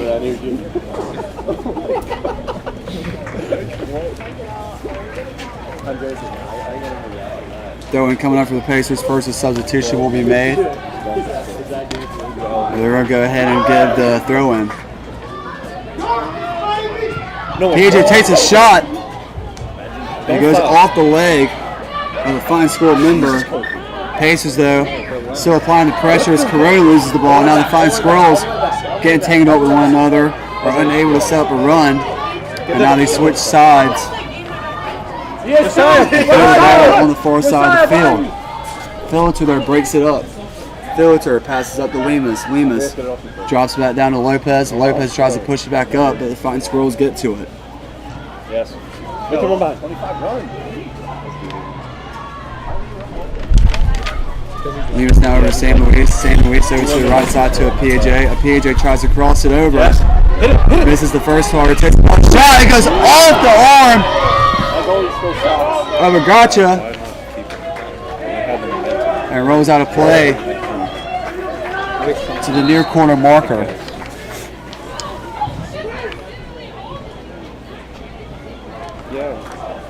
Demarest will come back on for the Five Squirrels, along with Ivan Ponce. 3 for 12, Mary Baldwin.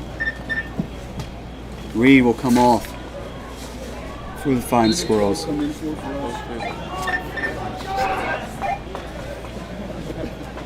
11 minutes left to play here.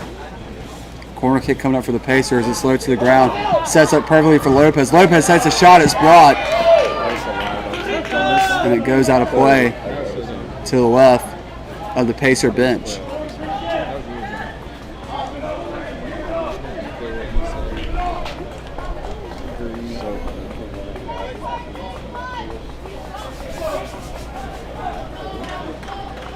Corona will take it.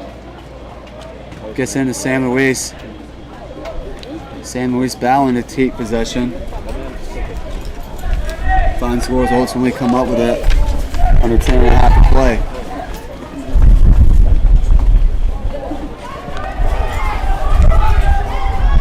Campbell drops it all the way back to Smith. Smith passes over to the left side of Campbell. Campbell passes up to Philliter. Philliter over to Lopez. Lopez drops it back down to Campbell. Campbell back to Lopez. Lopez takes some spaces. Lopez passes over to the right side of Hurd. Hurd about to be challenged You have time. by Capola. And now Corona takes the space. Passes it upfield to San Luis. San Luis battling for it. Corona is able to pick up the slack. Ball goes out of play. And it's going to stay down in the Fighting Squirrels area of the field. Corner kick coming up for the Pacers, who are getting ready to have their 8th of the night. Only 2 corner kicks in this one for the Fighting Squirrels.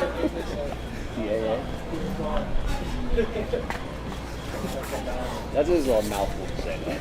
That sounds so funny. 24 for 7, Mary Baldwin.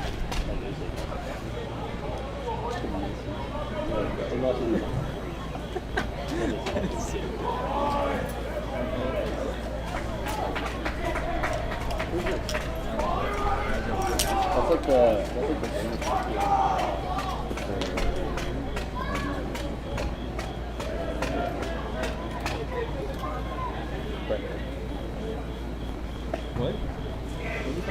Kick is up, and it is snagged immediately out of the air by Argueta.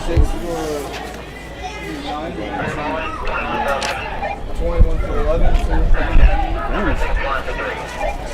Hurd, being challenged from behind, is able to maintain his footing. Now he goes down, no foul called. Lopez keeps it in the Fighting Squirrels area of the field and then drops back to Campbell. Campbell passes over to the left side of Corona. Corona sends it up. I was calling for that. Pacers taking their space. Just like running the codes down there. Hurd is taken down from behind. And the Fighting Squirrels get it back. Have some separation. Pacers scrambling to get back. Great job there by Aguirre to stop the run.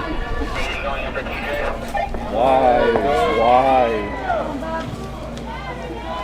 Corona comes up. He's able to make the stop.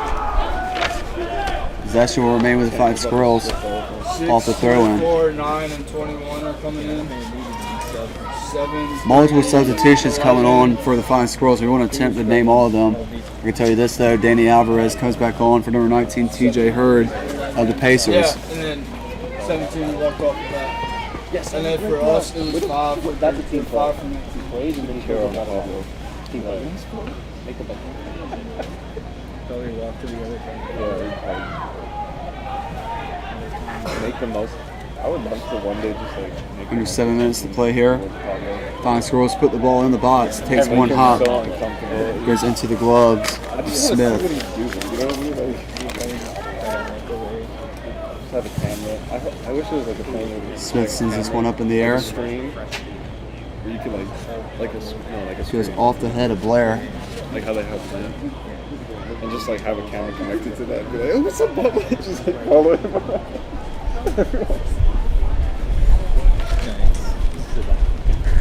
Get on down.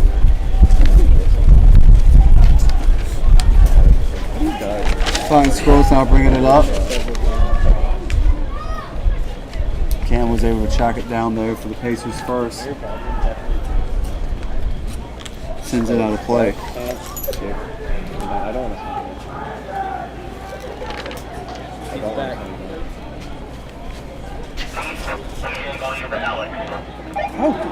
San Luis stops it in the box. Clears it out once again. Another throw in for the Flying Squirrels. This time Campbell blocks the shot attempt. Sends it back upfield. Alvarez has those to the right side of Corona. Corona, good move there. Corona racing to keep it in play. Corona does a great job. So he passes up to San Luis. San Luis with a good move. Can't hold on to possession as Blair gets it back for the Flying Squirrels. Alvarez has it once again for the Pacers. Alvarez back to San Luis. San Luis drops it down to Lopez. Lopez passes up to Hernandez. Hernandez, some good give and go touches going on for the Pacers. But the Flying Squirrels stop the attack once again. Yes. With 5 minutes to play here. And as they try to put the ball down the other end of the field, Scarlett, it's called for offsides. Or you got like I flipped it. Like imagine if I actually did. I'd actually been like I'd be content. Free kick coming up for the Pacers. Smith will come way out of the box and take the free kick.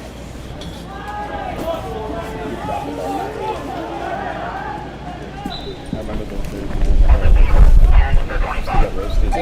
24/7. I took it like a man.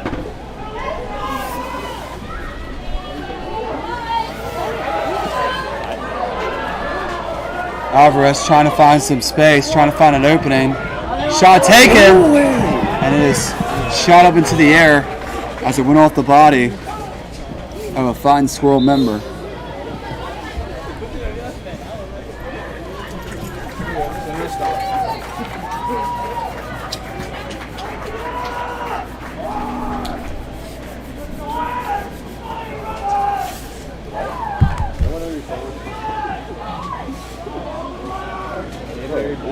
Corner kick coming up for the Pacers on the far side marker.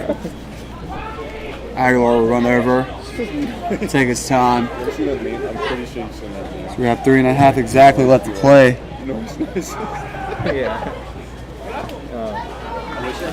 Takes his hop.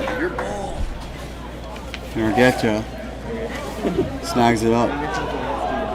Argueta, long ball. Corona makes contact with it. He's offside. And now an obvious offside called against Curlin. They'll get possession back to the Pacers with 3 minutes to play.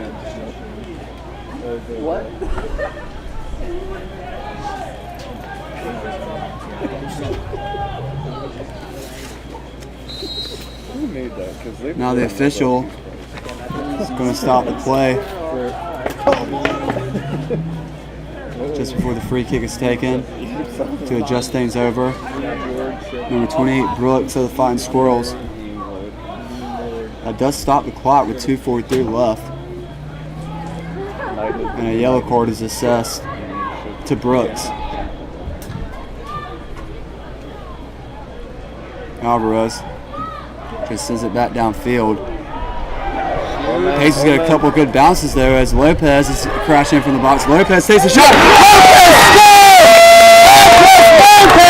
would not be denied, and the Pacers get the exclamation point goal to go up 3-1. Yeah, Pacers! Woo! Good play, Julio!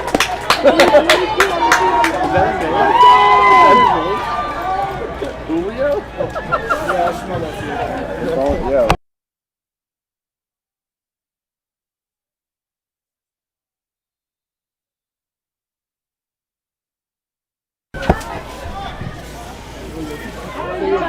Everything else? William Peace Pacers, go!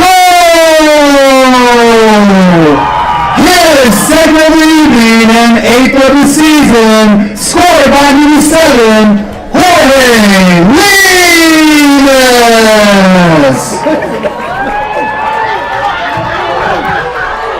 It was Jorge Lemus who wouldn't be denied. Similar cleats of Andres Lopez. But it's Jorge Lemus for his second of the night and 8th of the season has put the exclamation point in this one for the Pacers. There's literally no way in hell. Like, no way.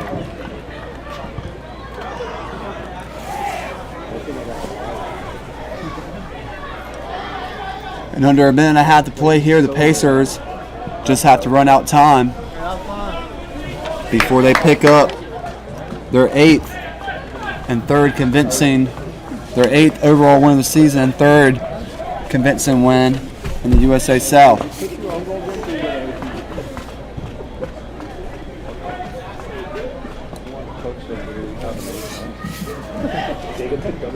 minute remaining in the half. First of all, he made them somehow. Flying Squirrels just desperately trying to get a shot up. But on the other side, George Aguilar had a breakaway momentarily. They send the ball back down. And the Flying Squirrels will begin their final push of the game as they send another long ball attempt. That was immediately sent out of play by Aguirre with under 30 seconds left to play in this one.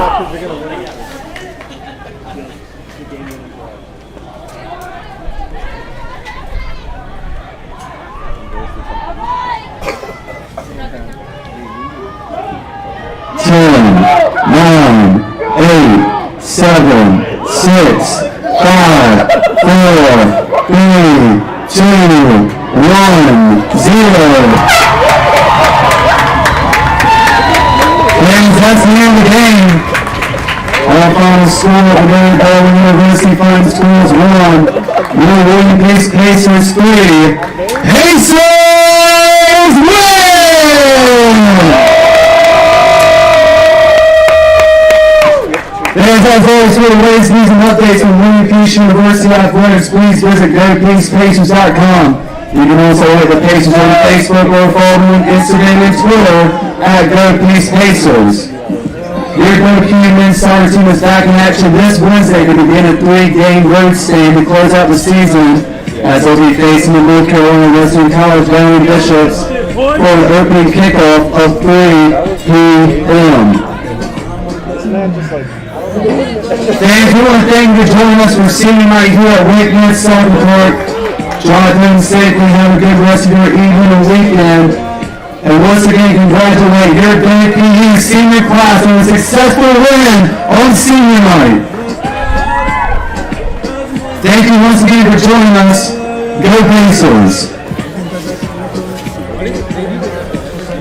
How fitting was it that on the Pacers senior night, it was number 12, Ivan Potts, who's been leading the team all season, as the Pacers thank their faithful fans